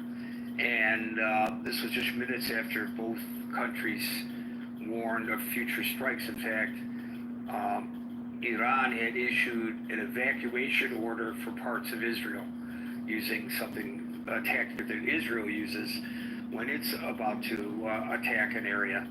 So right now the skies over Israel are quiet. I don't know how the skies are over Iran. I don't know whether this is an immediate ceasefire. I don't know if it'll hold. And I presume that if nothing else major happens between now and 5 o'clock New York time tomorrow, we're gonna have to suss out what all this means. Yeah. Is this letting Iran off the hook? Is this giving an opportunity for diplomacy to disband their nuclear weapons? Is this an opportunity for diplomacy for a regime change? I don't know, and we'll see as this unfolds. Thank you, Brett. I mean, I would just one comment on that. The Iranian, I think the foreign minister just had a statement that says that, you know, they'll go to 3.67% enrichment when Israel dearms its nuclear force, and that to me, Well, Israel's not going to. I understand that, Gary. I understand that, Gary. But my point is that doesn't sound like a regime, or this is a ceasefire that is coupled with any sort of agreement by the Iranian state to reduce its nuclear capabilities. And if that's the case, and these attacks weren't actually as successful as they appeared to be on the kind of the first night, I think we are left with a very dangerous situation, because all the strategic logic for the Iranians would be to achieve nuclear deterrence and make, you know, these sort of attacks unfathomable. Because I mean, if you can achieve nuclear deterrence and you can place a nuclear weapon on a ballistic missile and put it in Tel Aviv, Israel doesn't do what it just did, nor does the United States. I mean, that's a lesson North Korea has learned very well. It creates a talking point to show how horrible the Israelis are, because they continue to hold on to their nuclear weapons. And Iran has gone so far as to agree not to go beyond 3% in their enrichment efforts, even though they're beyond it already. Not anymore. I mean, that was the enrichment cap during the JCPOA when the U.S. left. Yeah, I know that. But this just gives them another talking point. Well, it might give them another talking point, but I think the bigger issue is that the logic to obtain the bomb is very strong now if you're the Iranian state. Right, so that's what you and I are in agreement. I'm not arguing with you. I'm saying that all this is a talking point for Iran to send out as a cheat sheet to all of Israelis, all of the Israeli detractors, to chant on the campuses and the streets of our nation and the world. Barang, and then Summer. Benjamin, I'm not going to get to you. Barang. Yeah, hi. I agreed with stuff that Brent said, and I was gonna read the tweet, so you guys did it for me. The constitutional part, probably yes, I would say. The second part is one I want to talk about, and I am in part, I'm relieved. I have personal stake at the game. My mother, my grandmother, my aunt, all U.S. citizens are stuck in Iran. They can't get out. They need to get out. My grandma needs to come back. They were supposed to come 2 days ago that this happened. So I'm relieved that there's a ceasefire and they can get out. But at the same time, I'm greatly disappointed, because if it's true, that means one thing that most Iranian people wanted to see, which was toppling of the regime. One thing that most Iranian people thought all of this will make it worth it, for this regime to be gone, a regime that's taken 80 to 90% of the people hostage for almost 50 years, means that the toppling of a regime is not going to happen. Means that they're probably made some sort of deals. They're going to stay. They're going to be extra vicious. They're going to go after anyone who says anything about the regime or writes anything about the regime. now they're like they're like an injured animal, and they're gonna, I think all Israelis and U.S. did was kick the ball down the road. They can recover and regain a lot of the stuff they've lost in 2 years, 5 years, maybe 10 years. The technology is 80 years old. They know the know-how. They have universities that are producing nuclear scientists all the time. They can buy stuff from North Korea, like they did before, from Pakistan. So the disappointment on my part. I think it was all for just kicking the bucket down the road for at most 10 years, maybe. I really have nothing else to say. Thank you, Barang, and I hope your family makes it out safely. And Summer, you get the final word. Okay, thanks again, Gary. Basically, my theory is that each and every U.S. president we've had over the last few administrations, they've destroyed at least a couple of Muslim countries after becoming president. So, Bush, he deserves full credit for Afghanistan and Iraq. The Obama administration, I give them full credit for Syria, Libya, and Yemen. Biden, I would give him full credit for Sudan. Although most of the foreign interventions, whether covert or overt, were non-Muslim countries such as Myanmar, Ethiopia, the Russia-Ukraine conflict, and the U.S.-backed coup in Bangladesh, where although it's a Muslim country, it's the non-Muslim population was the one who has been persecuted and suffering after the Bangladesh coup.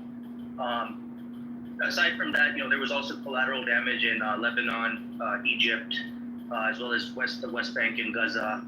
I don't think any single administration deserves full credit for any of those. But so far, Trump's achievements have been dismal compared to his predecessors. I think his biggest achievement was maybe virtually destroying the value of the Turkish lira against the dollar. But he didn't directly cause any physical harm or casualties in Turkey.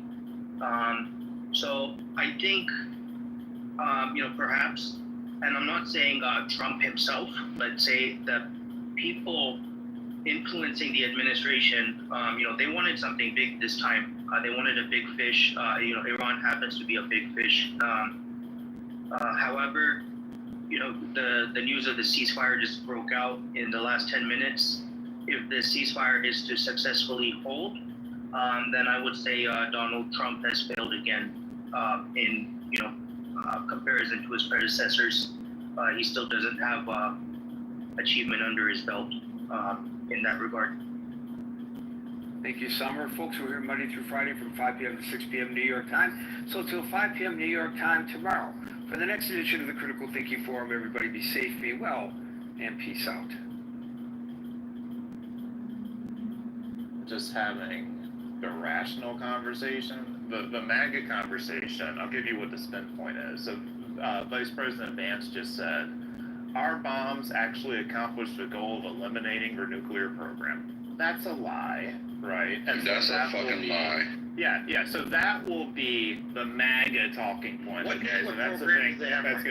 That's gonna be the exact. Oh, Matt, Matt. Oh, Matt, I'll be your husband. Wait, no. Gemini, give me a second here. Gemini, give me a second. Matt. Tell me, what's the nuclear program consist of? Oh, Matt. Brother Matt. I want to bring something. They still have. Hold on, can you all just give me a second to talk to Brother Matt here? Okay. I got like 5 minutes. So Brother Matt. They still have their materials. Brother Matt. Yes, we got to go to that moment because he really overreacted to this. All right, You're probably right a little bit. Go ahead. So they still have materials, and then you literally didn't kill everyone in Iran who knows something about a nuclear program. Okay, they didn't literally kill everybody. And then also, there are other countries they have relationships with and they can bring people in. So you didn't eliminate their nuclear program. That is just objectively false.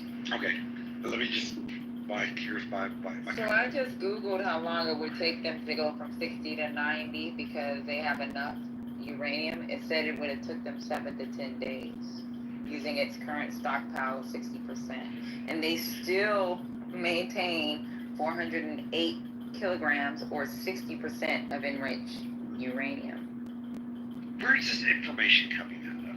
How do we know this? How do I know? How do y'all know? Oh, Nobody. God. Ricky, somebody make it stop. Make it stop. Y'all hate Trump so much. Nobody hates Trump. Will you stop? Y'all. So you think we just make this stuff up? Listen. I'm not gonna have it. Listen here, buddy. You're not gonna piss me off, okay? But you're starting. Don't start saying that stuff, because, you know, I have never said that I hate Trump. So don't even fix your lips to say such stuff. It's a bunch of bullarchy. Okay, sir? Bullarchy. I don't like it. Bullarchy. Yeah. Oh, wow. Did you just create a new term? What? You never heard of bullarchy before? I have, but it was like a 60s cartoon. You should wear a bullarchy shirt, First Lady. Bunch of bullarchy, right? That's a bunch of bullarchy.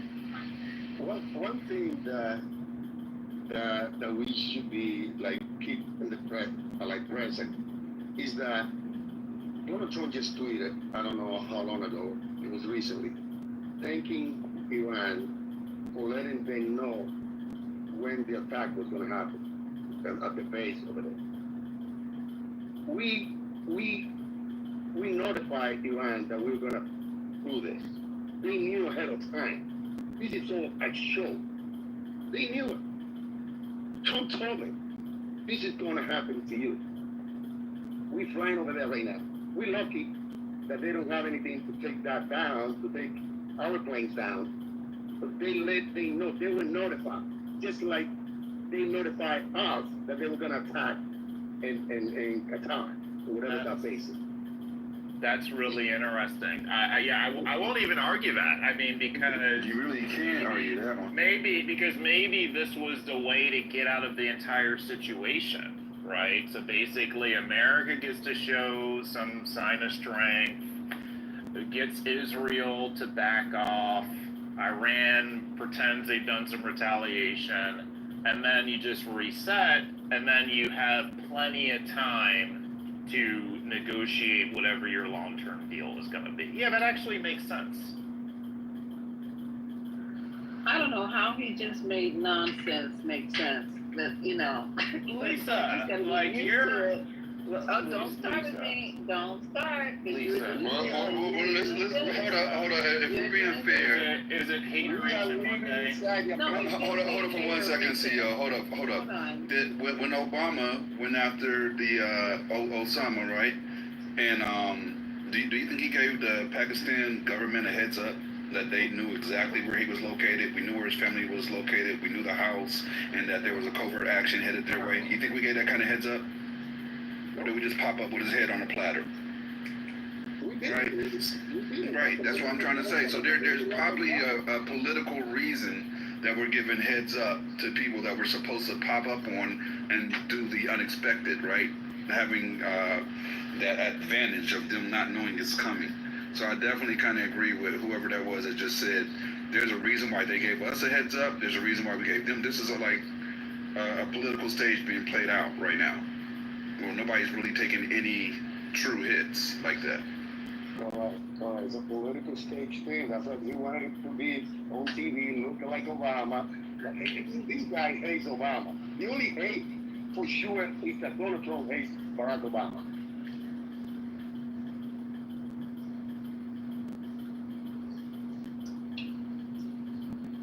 What up, JD? Yo, what's up, y'all? Hey, I'm gonna ask you, how is that a show of force? if they knew we were coming, and how's that show forth? Because this is all narrative, right? It's all about the narrative you can create, and then you just dial that up, right? And if you look at Trump's base right now, we're all geeked. They're like, he deserves a Nobel Peace Prize, right? That's but see, he's a war hero. And then on Saturday night, it was, this is the greatest executed military initiative in the history of the universe. Yeah, but that's what I'm saying. So who's buying that? They're buying it. What are you talking about? It's completely bought in. The maggots bought it.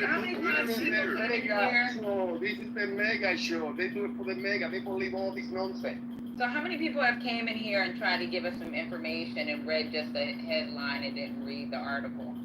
So that's the thing, right? So there's a lot of Americans that's just going to read the headline and say we bombed the shit out of them, and they're not going to read into the article and say, hey, Qatar or Qatar, or whatever you want to call it, the country was informed prior to.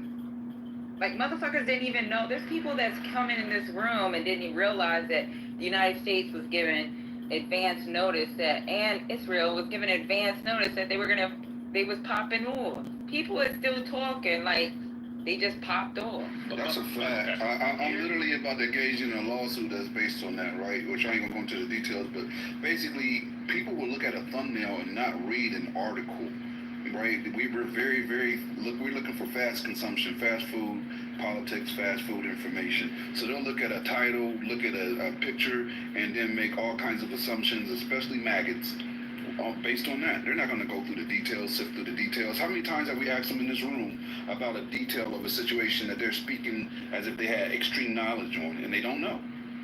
Oh, they say they know. They'll provide the data in the chat, and we'll be like, what the fuck is you talking about? And here's where this all gets deeper. All right, so Disclosed TV just came out and reported that Iran has not been presented with any ceasefire proposal and sees no justification for initiating one, a senior Iranian official tells CNN, okay? All right, so Mike Benz, who is this security expert that has, worked within the Trump administration, his response to that is, we're manifesting. What does that mean? It means that Trump probably does not have a deal with the Iranians, but he made a statement as though there is a deal to force them to do a deal. Do you understand? Are you all getting what I'm saying? I just didn't hear what you said. Yes. Who did you say said they were manifesting? Who said that?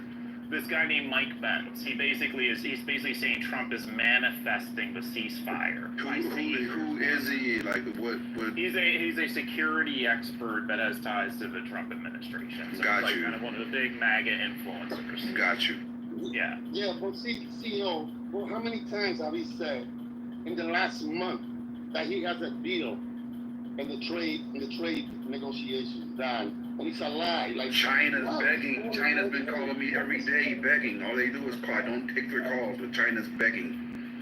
He does it all day. It's the same play. It's the same play.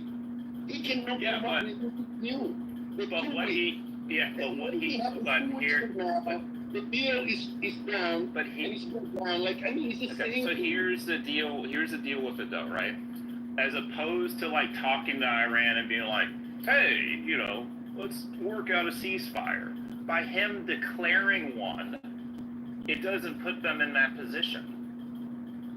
So now they can just roll with it.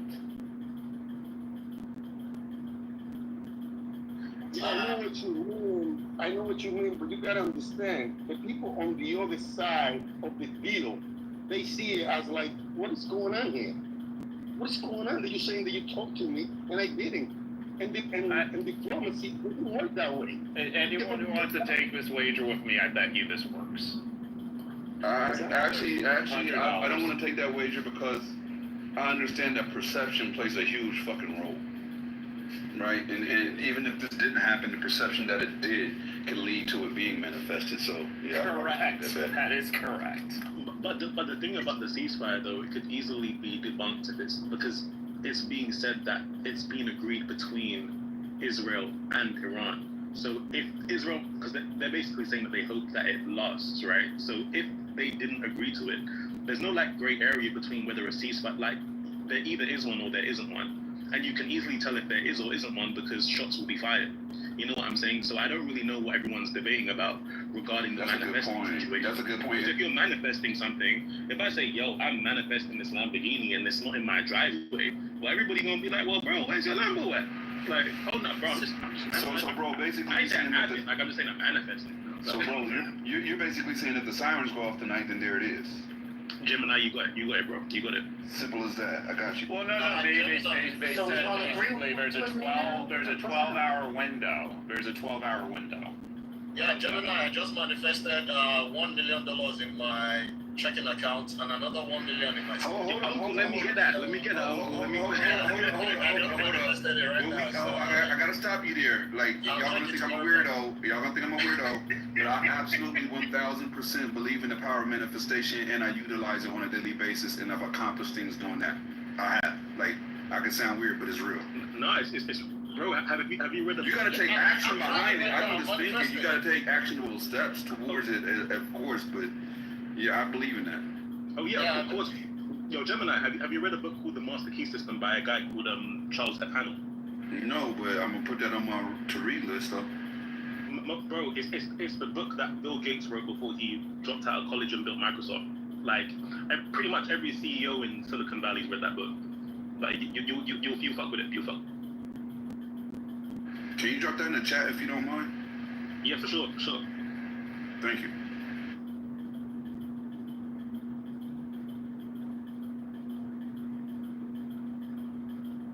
I think at this point I'm just happy the thing has not spiraled out of control unnecessarily.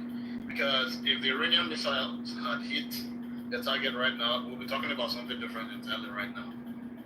Which we will not know what direction it's going to go. So, for now, I'll say I'm happy. Just for now. Because you don't know what will happen tomorrow morning again. Oh, well, you guys, I have a person who is going to be a special guest in 420. She was volunteering in the medical field. She is a doctor in Gaza. Because I was so upset with that question I got asked. Name a child. What's the man's name? What's his name? Norman. Unnormal. Name a child that died of starvation in Gaza. So, you know how we chopping it up at work. I found somebody who just got back. I was working over there, so she can name a lot of children and a lot of shit. So. But does she that's dope. What time? I want to make sure I'm here for that. Does she have their social security numbers, birth certificates? No, she didn't. Because social security number. No, are you serious right now? You know what? That sounds like some bullshit you come up with. But yeah, I'm trying to make sure I get her on tonight. That's awesome, Lisa. That's a great find. So yeah, make sure she doesn't give any identifying information because you know these people are weirdos. And the moment you said that some kids had died in Gaza, Aloma was like, "Oh, what was the hospital?" Because at first it was like, "Oh, what are their names?" And then when you brought names, he's like, "Oh, what hospital did they die in?" Like he just doesn't believe that any children are dying in Gaza. Like nobody's dying. Yeah, that should ruin his argument. That should completely make him, what is the word? What's the word when somebody, losing their credibility on anything that asks me what would their names, like no children are dying over there. I'm tired of this bullshit. So today I had, my patient was from Russia. Unfortunately, he was having a nose job, so I couldn't really get his information. But the circulating nurse who was in there, he is literally from, what's the place they're supposed to be ending the war? I'm hungry and tired, you guys. Iran? My vocabulary. No, the other place that was supposed to be over in 24 hours. Ukraine. Yeah, that's where my circulator was from. So I got his digits because I said I'm gonna start bringing all you guys as my special guests so I can have people who actually have been in these areas talk. You know, so I got his digits for the next dumbass conversation. Lisa, that's dope. So, Lisa, like, please manage the room a careful way so they do not have a horrible experience. Wait, I didn't hear your CEO. I'm in Whole Foods. I was just saying, please manage the room carefully so they don't have a horrible experience. You don't want to get No, she didn't hear it. Lisa didn't hear it. So Okay, but I'm asking, what are you trying to say? Okay, what I'm saying is there's sometimes certain people that are pulled up from the peanut gallery and they get very loud and indignant on stage. And if this is someone she knows in real life, they're going to get she doesn't shot. want them to have that experience. Oh, they're going to get shot. You ain't got to worry about it. If they get semi-loud, Hey, they they can pass should get a the point full two. clubhouse experience. Yeah, that's. I hope you guys would respect the fact that this lady is coming on and giving her time and her experience, willing to ask any questions that you guys want to ask, except for personal, you know. But that would be fucked up if that happened. We're not going to allow it to happen. People going to get shot. If they play, they get shot. It's simple. Quick. Listen, it's not us you should be worried about. Today, It's not us you should be worried about. It's people like Nomo you should be worried about. And I wonder why nobody ever asked him about all the babies that were beheaded and put in ovens or whatever they were saying that time. Nobody ever asked him for the names of those babies.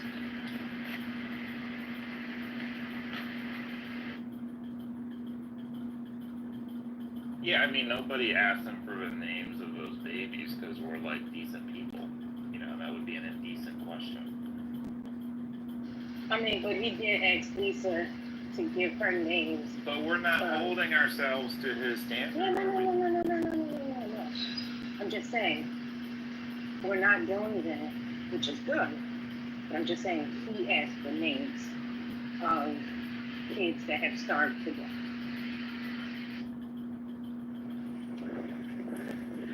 I think that's irrelevant. Y'all heard the Brazil? Nothing I say is irrelevant, little boy. I think it is irrelevant. I think it is. The first lady said There's a lot of names. I gotta ask you, was it the first lady said it or who said it? It was Norm, right? That's who you guys are talking about? Yeah. Oh, yeah, a lot of shit he says is irrelevant. Right, yeah, because he was demanding names of innocent women and children that he murdered. It's like, excuse me, you already centered yourself. But y'all heard the breaking news, there's a ceasefire? He murdered. He's not the Israeli government. Yeah, maybe we should update the Let's not. Fair. Let's not jump out the window. Fair, yeah. What are we doing? That he supported. Lisa got a room scheduled. For what time?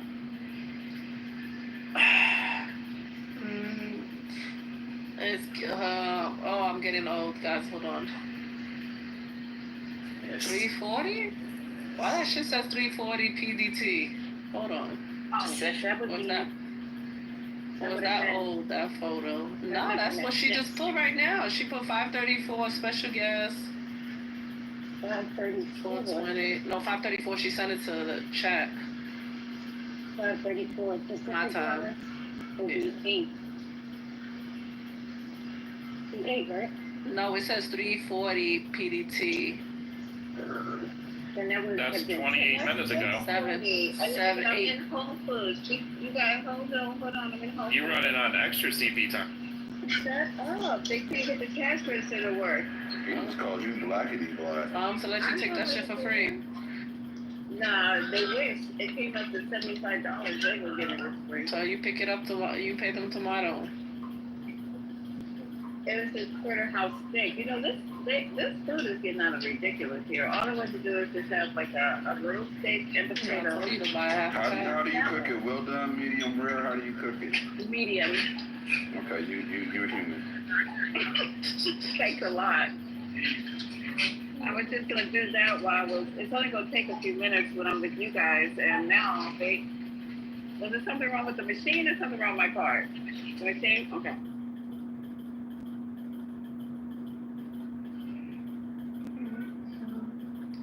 Well, I'm in bed, so let me know what y'all doing. It's 7 o'clock. What the hell are you? If you don't wake your ass.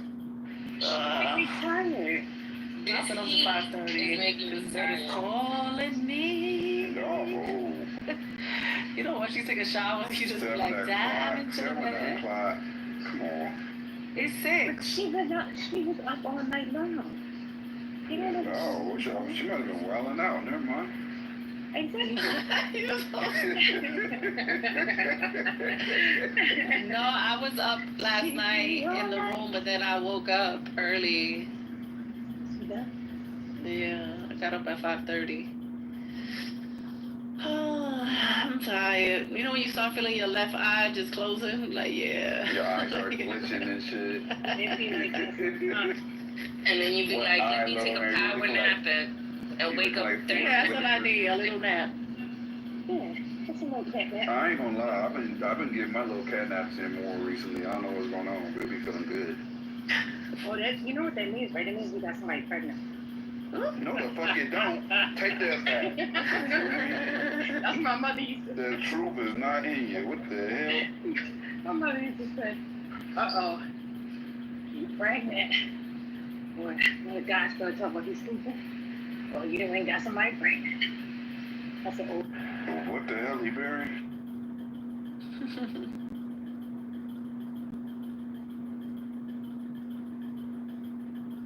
They're just going to have old parents, that's all. All right, what? We're up for the TV quick performance PSA. Hush, little baby, don't you cry.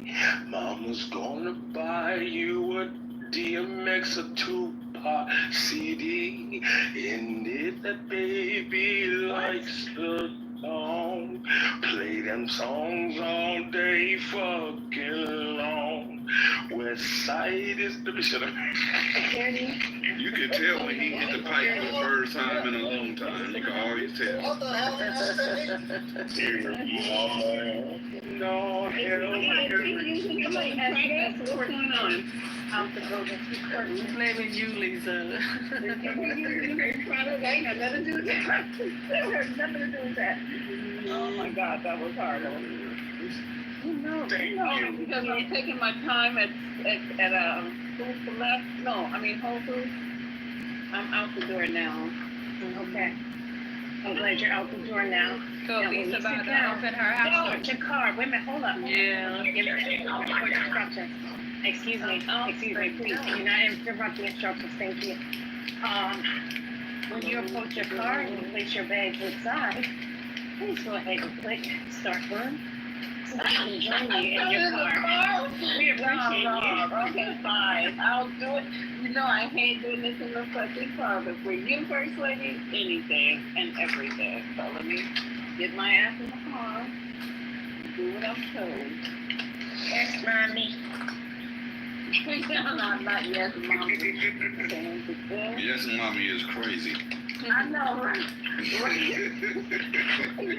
You know what's funny? When I told El Normal I could smell his breath, it smells like fire and brimstone. I told them today at the different job, and they were like, that was crazy. That was crazy. Hey, you know what I imagine when you said that? I imagine sulfur, like a hot sulfur smell. That's what I was imagining too. What does the devil's breath smell like? Probably smell worse than that though, doesn't it? Well, damn. Well, damn. There you go. All right, people. Let me make sure I'm getting in the car and call my girl. See if she's available. What you doing in your car for all that noise? Oh, what are you trying to say? It's pretty much like my car. Gemini, hey, my car still takes shit like that. I gotta roll the window down and all that shit. My car is not in the 2025. You know what I'm saying? Yeah, crazy. You driving a Datsun with all that. Very close, you know what I mean? That was nasty. They don't even make Datsuns no more, do they? Yeah, They don't. But they, you know, you gotta do what you gotta do. Come see my the woman that do my feet. She'll get rid of them. Oh, honey, we get you right. We get you right tonight. Wait a minute, you saying somebody got Flintstone feet? What's going on? The way that car sound. That's nice. Guys are really cold-blooded. Hey, see, if I said that, they say I was crazy. Girl, I don't even know what a keychain look like no more. I know. I ain't got no key for my house. I ain't got no key for my car. What's going on? I'm so sorry. We can't all be you. Man, I ain't gonna lie, I got a bunch of keys. $40 to keep from I got a bunch of damn keys.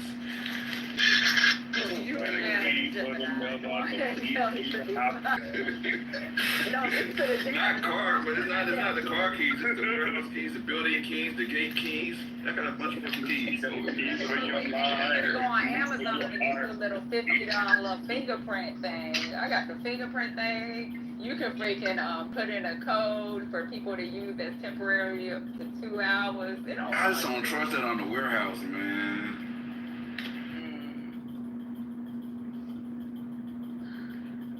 You can't trust your neighbors either, not of all of them, and you can't trust some of your friends. Like that's all. So you trust bomb clips? That's what it is. They can still get in your shit. That's a fact. They can still get in. I told you about Garter World out here. Garter World is they got hit for like 100-something million, and they still ain't caught the people that did that. You know, don't forget about the one on Easter not this last Easter, but the previous Easter. That was Garter World. That was Garter World. That's Lord.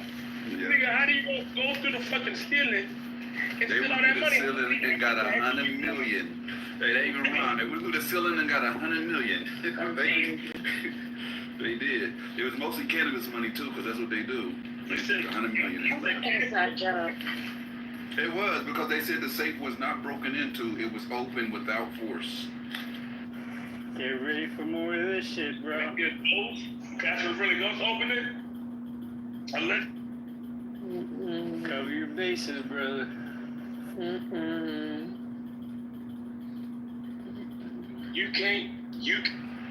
I'm not into crime, but 100 million, that man. That's everybody retired, nigga. Everybody. That should have been a red flag. Everybody retired. Which one? What's his name? I bet you some people still working there that's mad. They just trying to get fired right now, so it look normal.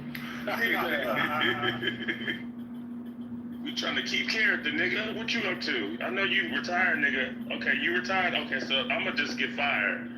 Me and Craig and Tyrone. All right. Hey, but even if you get fired, you gotta get another job because they're gonna look at that too. Like, okay, he just got fired and been balling ever since. I can't read or spell, nigga, after a pandemic, so I had to get some psychotherapy. So I've been in the therapist. After I lost my job, I lost my mind. Aleph, I've met a few people like that. Aleph is talking about Trump, how he has the world in his hands and he still lies. But this is the weirdest thing. I've encountered a couple people that were extremely well off, extremely rich, living a lifestyle that anybody would be very happy to live, and they still will lie about a bunch of shit, just exaggerate and lie. Like, wow, like your real life is so crazy. Like, why you? It's weird. It's like it's a disease. They can't help it. Look, they said when you come into a large sums amount of money, aka reparations and shit. Okay, Lisa's about to open her room, y'all. Oh, First lady, for Patty, you looked at the chat. That's Patty saying y'all gotta get the hell out of here. Like, she trying to say it nicely. No, wait. And deleted it. I already confirmed it, but I don't see Israel. What? I can't read it. I can't click on it right now. Well, I guess we'll see. Alright, you said we gotta get out of here. They ain't gotta go home, but they gotta get out of here. They said when you come into a large sums amount of money, settlements and reparations and shit, they said act like nothing's changed. Now that should be a movie or TV show, nigga. You gotta act like nothing's changed. I don't see no down. That's why I said you about to get out of here, because I thought she was gonna drop it in the chat. I think she opened it. Act like nothing's changed challenge. Nothing's changed, challenge is right. If you come across $10 billion or multi-millions of dollars or $7 million, I got you your linky. I got the linky. Oh, you got it? All right. Is the linky? Put the linky? It's right there. Linky. Okay. Michael said last call, yeah. Last call for no alcohol. We want to see you. Down. Thank you for flying from these skies and Saluted Blue Correct. This is Monday. Goodbye. Patty, you leaving? All right. All right, I'm ending it.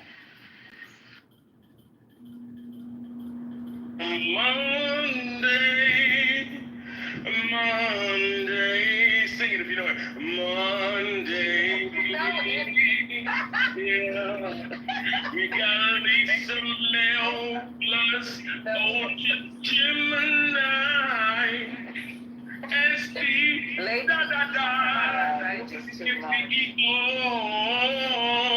Patty. Oh, Lord Jesus. Can we have Oh, my bad. I blacked out. Can someone get the choir director's attention for me? Can we go to selection B? My bad. What a bitch. Shit, I blacked out. Amen. Amen to you, brother. We appreciate you for lending your voice to the Lord. But now we have to move on to Sister Carol with selection B. Like, it better not sound like what you just sounded like. That's what B stands for. Welcome everybody to the 420. We're trying to see if I can get our special guest here tonight, which I'm looking forward to her. Nigga, I flung myself out the room. I'm like, hello? I'm in a whole other room. You're in the hallway. Welcome, everyone. Robert, come up. The left, come up. All the normals. All the normals and the abnormals. You know, I enjoy having you on the stage, Ed. You have a lot of good shit to offer, so I appreciate you coming to the stage. And you too, F. Gray, whenever you get a chance, when, you know, I know y'all are busy and popular, got a lot going on, but I appreciate it. So, yeah, we're going to have God is Good, and the PayPal, and the check has cleared. We should have a guest speaker, a guest minister on the program tonight, and we're just gonna see how this goes.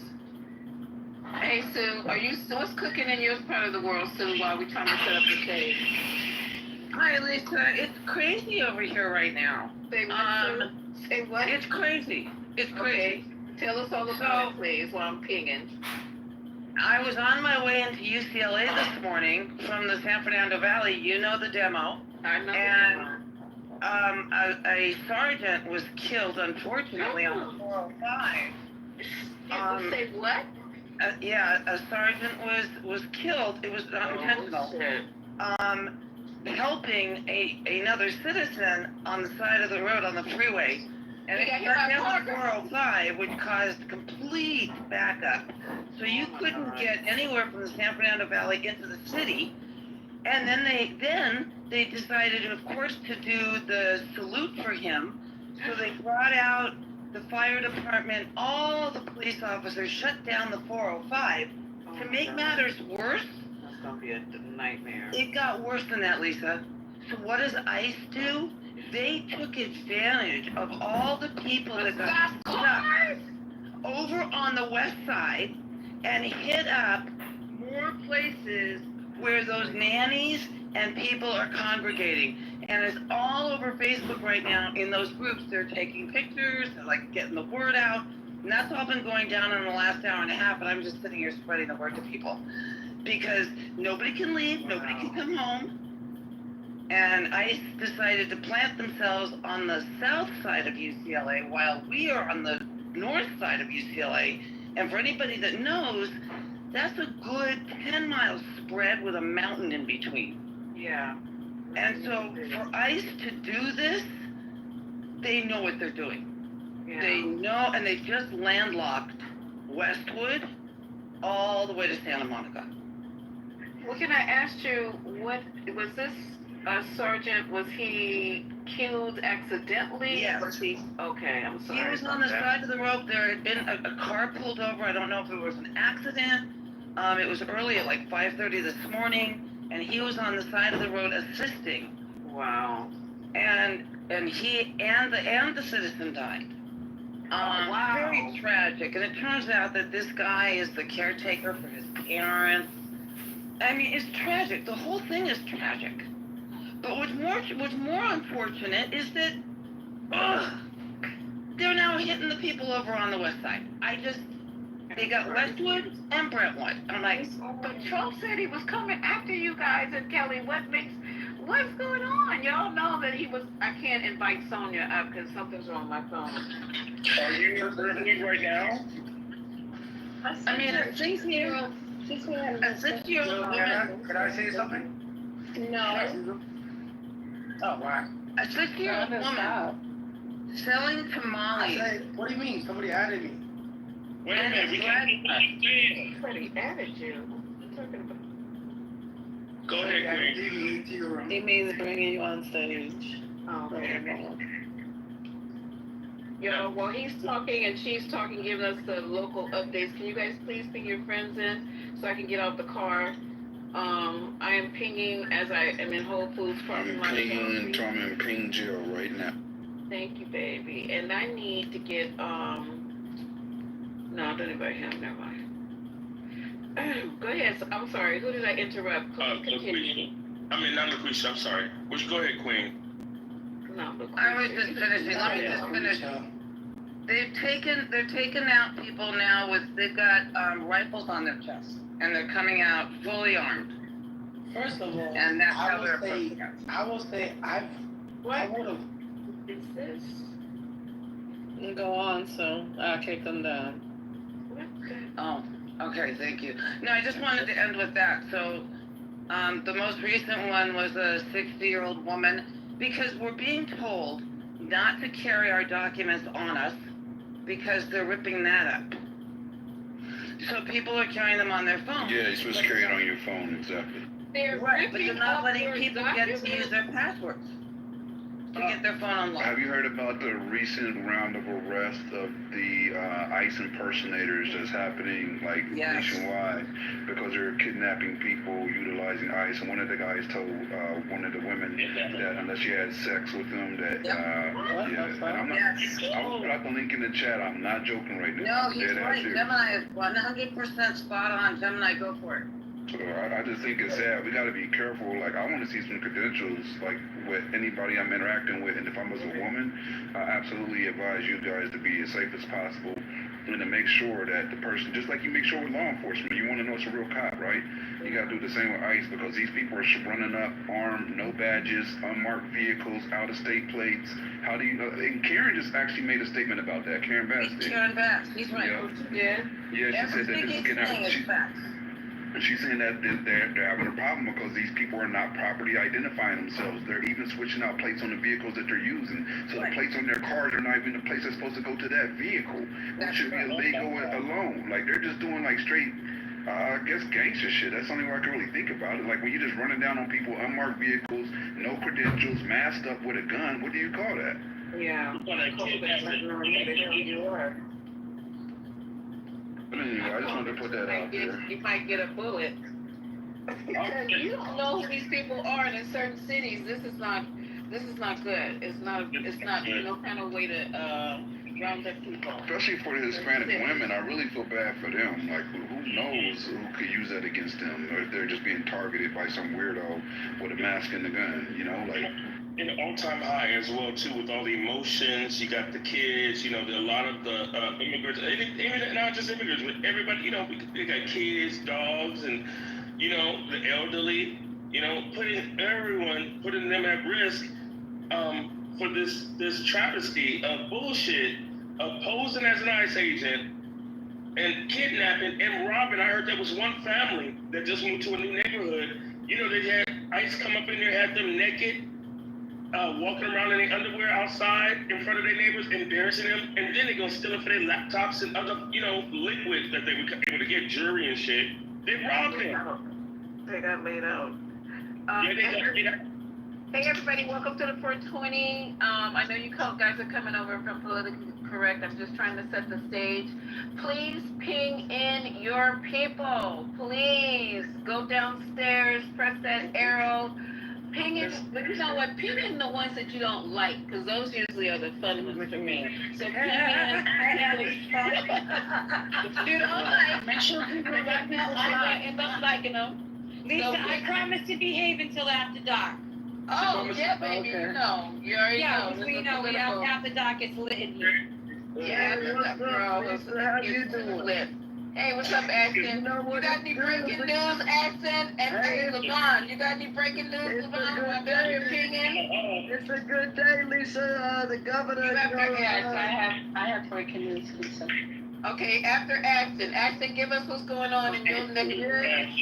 Yeah, THC products and all that will stay legal. The governor vetoed in the middle of the night, overnight. The other person stay legal. Congratulations. Great work. I agree. Great work. We did a lot of work, y'all, lobbying. I mean, seriously, we put a lot of work behind that. We passed out 6,700 pieces of paper, and 286,000 people signed a petition. So we were on it, and yes, ma'am. We have boxes piled up in the governor's office. Yes, ma'am. It worked.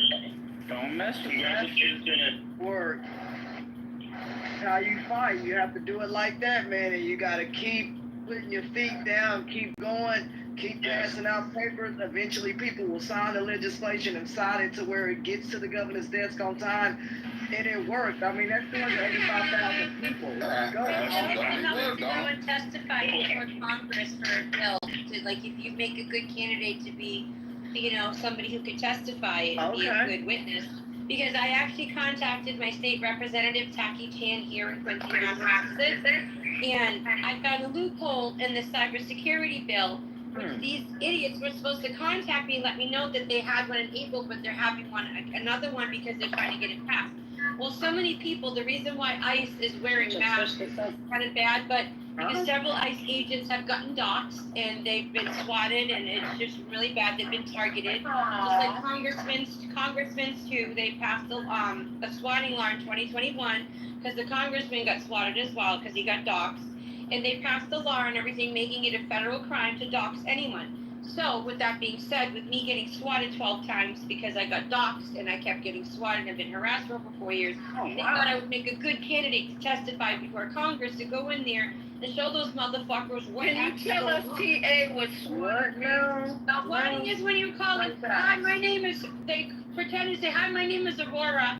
I just had a gun and a knife to my daughter's throat. I want to kill myself, or a gun to my head, such as that, calling in fake response. Even after my daughter was taken by DCF, she still continued to call in, pretending to be me. So my kids have been victimized and targeted. Let's not forget that we're a multiracial family, and I was targeted by an Indian Muslim woman, or trans man.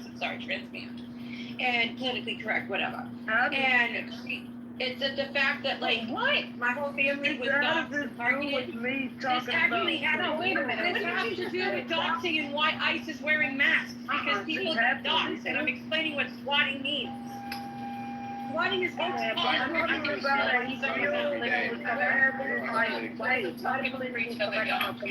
illegal? To do that? It's a federal crime. I just said. One mic. Mods. I'm driving. I'm like about 6 minutes away from the computer. Can you guys moderate the? I got you. I was just about to. I was talking about a bill that passed in my state. I don't know how in the world we got on that law. Because it's in my state too about cybersecurity, honey. Ashley. She's talking about I'm talking about going to Congress and testifying before Congress. That's what I'm going to be doing, baby. That's all. I wasn't trying to know I love you, Ashton. Come on. It's Aurora. Right. Okay. Right on. Okay. Ashton, I did want to speak to your victory. I want to congratulate you guys. I'm glad to hear that he was able to veto that. Now you guys have to work around the 1% THC that's allowed, because 1% is just insanely low. They're having a session about it, but that's why they're having a special session so that adults and others can get access to higher grades. But for now, this is a victory for us because even this lower amount, people still are, receiving some benefits it's from it. It's a step in the right direction. It's the right direction, yes. Right. With No, us, fuck that. 1 gram of THC ain't gonna get me high. I smoke weed every day to help with the hold on. Oh my God, have mercy. She's actually back right. on track. She's actually right. That 1% is not gonna get anybody high. It's not, but it's a step in the right direction for the people who asked for the $8 billion in businesses, 10,700 stores can keep their doors open. So it's more than just, is this gonna get me high? There are people who make their living off of this stuff and they don't want their businesses shut down. And they got what they wanted. They got their businesses open. And so they're trying to get it changed, but it's a step in the right direction. And it does work when you start to legislate and get the stuff passed out. We're only one entity, but DFW Normal and others lobbied and it worked. This stuff is in the right direction because before we had nothing. So I'm grateful. I hope you check out ASA because I think ASA. Give me 1 second, please, TA. I really, Ashton, I hope you got a chance to check out ASA because I really think they would be super powerful allies for you guys to have, and they're the most influential group when it comes to advocacy. I definitely would highly recommend. I've never heard of that. I know we have DFW Normal out here. I've never heard of that. Yeah, they're way bigger than them. Americans for Safe Access. I'll put it in your back channel. Appreciate it, yeah, because I'd like to, whatever we can do. I mean, even the church had a perspective on it, and we said it's a seed from God, not something made in a lab.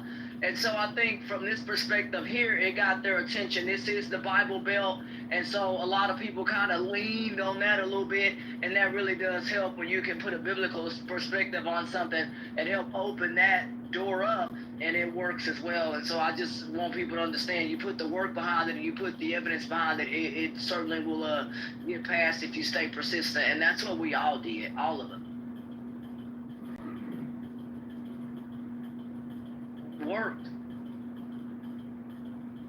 Thank you for that. And we do have another person on the stage who's willing to give us some breaking news while I'm trying to get into the garage. And that is my co-worker and professional in Christ, Levon. Hi, and fellow healthcare colleague. I said co-worker. It's okay. Breaking news, the Supreme Court just handed Trump victory on their appeal. They just decided 6-3 that Department of Homeland Security or Immigration, ICE, can now continue to deport undocumented immigrants to third-party countries that they are not from with little or no notice. So it's countries like Sudan. So all of you folks don't hang around Home Depot or, I think this is going to drive even more people underground. And it was 6-3 with Sotomayor, Kagan, and what's her name? Ketanji Jackson voted against it, and the other 3 voted for it. And that's a fact. Anything else, guys? Because I have a recommendation. I've been thinking about this because it's been troubling me for quite a while. Because remember I told you guys that I would, if I was that person in that situation, this is what I would do. I would either take that $1,000 and the ticket and go anywhere. I don't know. I don't have to go back to where I came from. I can go to the Bahamas, right? Jamaica, some shit like that. I don't know how that works. But I would do that, or I would stay underground. We talked about this the other day. I would just stay underground. How many more years will this be going on? And then I'll pay somebody to go do my grocery shopping, to get me all my necessities. I might come out, maybe for some sun in the backyard. But I'm telling you guys, this is getting crazy. Did you guys just hear what's happening in LA? All because of, they used the event of a cop losing his life to also increase their chances of getting more illegals. But when the highway was closed, it's crazy. Come on now. They try to go to a Dodgers game. I don't have the energy for this shit. Lisa, didn't they try to go to a Dodgers game as well and use that parking lot kind of as an offshoot, but get people coming out of the game? The Dodgers was like hell to the no. I'm not sure. I have to refresh my memory on not going to a damn Dodgers game, because that's all who's there. It's like, you know the Dodgers. Yes, they did, Lisa, and they refused to allow them in. They told them no. Man, this is insane. Anybody else got any breaking news? I'm getting ready to go underground. Anybody got breaking news that can carry me? So Iran did come out and say that they officially accepted the peace deal. So that manifestation worked apparently. So, CEO, one question before I open up this gate. Are they saying that look at this woman out here. Are they saying that they didn't say that they give up? They're not saying that they are waving the white flag. They're just saying what? Because remember I said that they will not surrender?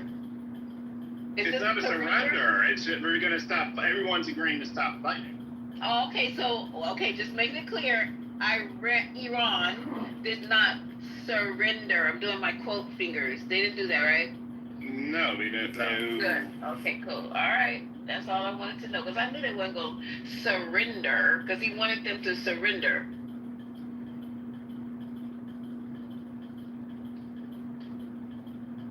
I believe Yemen entered the war, if I'm not mistaken. And Yemen has entered the chat? Let's just hope it's nothing like Ukraine and Russia ceasefire. Oh, that's a good one. All right, I'm going on mute because I'm underneath the building. The IO told us to not pushovers. They ain't gonna just bow down to BD, the bulldozing criminal. Well, I hope Who said they were bowing down? It's a ceasefire. Both sides stop shooting each other. How is that bowing down? Well, he's talking about Israel. They better not point any more ire toward the U.S. because I'm gonna tell you, they shoot at any more military targets concerning to the United States. That probably wouldn't be a good idea for them. They have no air superiority, so it probably wouldn't be a good idea for them to continue to aim at. They shot some missiles over kind of toward UAE. You know, those folks closed their airspace. So was anything hit? No. Missiles got knocked out of the air and so on and so forth. But still, it just shows some capability of Iran to at least get them there. Down, they didn't hit anything, but still, America, you know, hey, we're hanging in there. We shouldn't have even been there in the first place. Man, how did we get here? Y'all don't even know how narrow the Straits of Hormuz is. I sailed it in '96. You could see missiles on both sides of that motherfucker. I do. It's 22 miles wide. That's not very wide. Hell no. It's 22 miles wide. They go in at single file with the aircraft carrier in the middle. I think on that they had 50 tankers turned around, so we'll see if they hit back. Yeah, Iran doesn't have to throw bombs to give us pain. If they decide to shut the Straits of Hormuz, it's over. What? Can I just ask a question real quick? Why is there this thing like, this bad stuff's still gonna happen? Like, it's a ceasefire where everyone's trying to end it. This is gonna be deaded, done, finished. So why is there like this obsession with like dialing it up and making it worse? We're not sure it's gonna be bad. We hope, but how many ceasefires that this will work in with Gaza? We hope. So if there is stuff to get But Israel, if they break the ceasefire of Iran, that's not the U.S. breaking a ceasefire. Yeah, I'm here with right? the CEO. It doesn't matter. They're all proxies. It doesn't matter. Israel's shot. It doesn't matter, really. I hope it holds, but I'm saying I go by history, and they're not known to be true members of their word. And how many times when Israel didn't hold up their ceasefire, the U.S. got hit afterwards? We already know that was forecast. What? Huh? Yeah. So Israel and Iran have both not confirmed their ceasefire. Iran confirmed it. They confirmed it with orders 5 minutes ago. Not with Israel. confirmed it. Qatar Iran confirmed it. An Iran official confirmed it. What's your source? Okay, let me say something. I'll set in the chat right now. We are talking to a liar. We are talking to a liar. Trump is a liar. Israel has lied. Russia has lied. Everybody who said that there's a ceasefire has fired against the thing. Iran is no different. Let's be clear on this. You're talking as though it's fair to listen to each other. They're just refueling. They're setting up. And I think they'll strike back before Israel breaks the deal, because Israel has broken a deal against Hamas, Palestine, and Gaza 3-4 times. It makes no sense for them to agree. It makes no sense. They just say that to appease Trump. They're refueling, and then they're going to strike back. I'd say Israel's lying. We're not lying, though. Dan, would you agree that?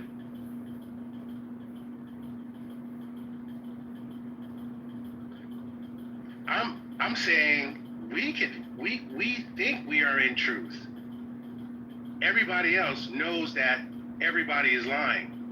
It makes no sense. To do. I mean, can we just like back out at this point? No, we bombed a site in Iran, and however they retaliate, it may not be proportional or fair.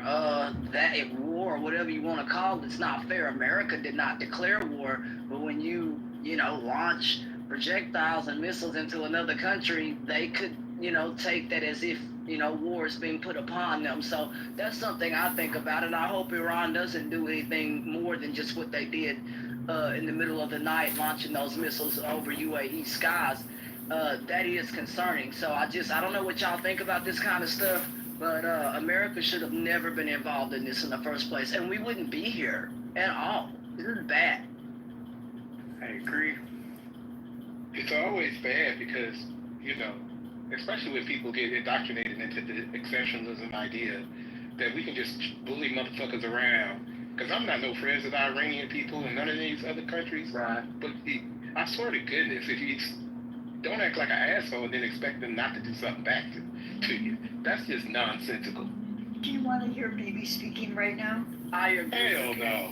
Yeah, I do. Yes, I do. Fuck him. I can stream it if you want to hear it. Yes? If you don't mind, please. Sure. I was trying to find it online.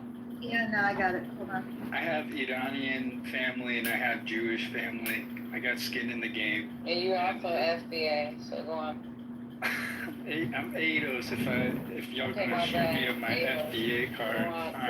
Go on. All right, give me 1 second. The blessing I spoke of came into sharper focus. A normalization deal between Saudi Arabia and Israel seemed closer than ever. But then came the curse of October 7th. Thousands of Iranian-backed Hamas terrorists from Gaza. No, you guys, I'm being told this is not live, so my bad on that. Sorry about that. I mean, apologies. Yeah, I said today, live. right? Yeah, but it's people are writing and they're saying this is not right now. This is 2024, so I'm gonna make sure before I pull anything back. Sorry.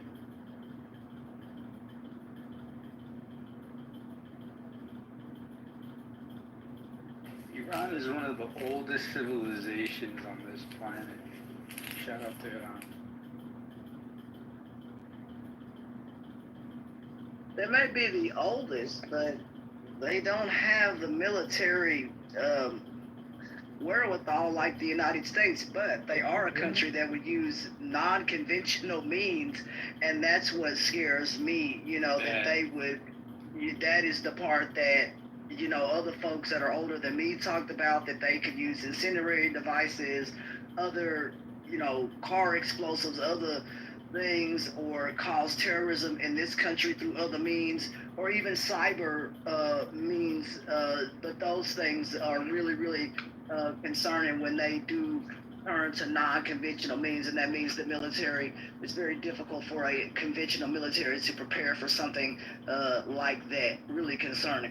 One thing I've been kind of thinking about, and I'm glad it hasn't been mentioned by any of these countries that we're dealing with at this point. It's biological warfare because COVID confirmed that we are not ready or prepared to respond to that type of attack. And it would be a lot more impactful and effective and harder to deter than just dropping a nuclear bomb or sending something that can be shot out the sky. If you can introduce it locally, get it here, I think that would be a real problem. And I don't think that's something we should rule out at this point either. I think deeper still is the, nuclear warfare isn't off the table until war's off the table with these fuckers. It's just that simple. So if they get theirs off the black market, they'll get theirs off the fucking black market. They'll scoop it from North Korea. They'll scoop it from fucking Russia. So there are no fucking rules of engagement if they're constantly lying to the world. So it's a regime change, yes. But it's our fucking country that deserves it, needs it, and must demand it on all cylinders. Wait, there's a regime change going on? I'm confused. Yeah, I'm saying yes. We keep talking about what's it going to take to impeach him, to get him out. They're trying to regime change other nations.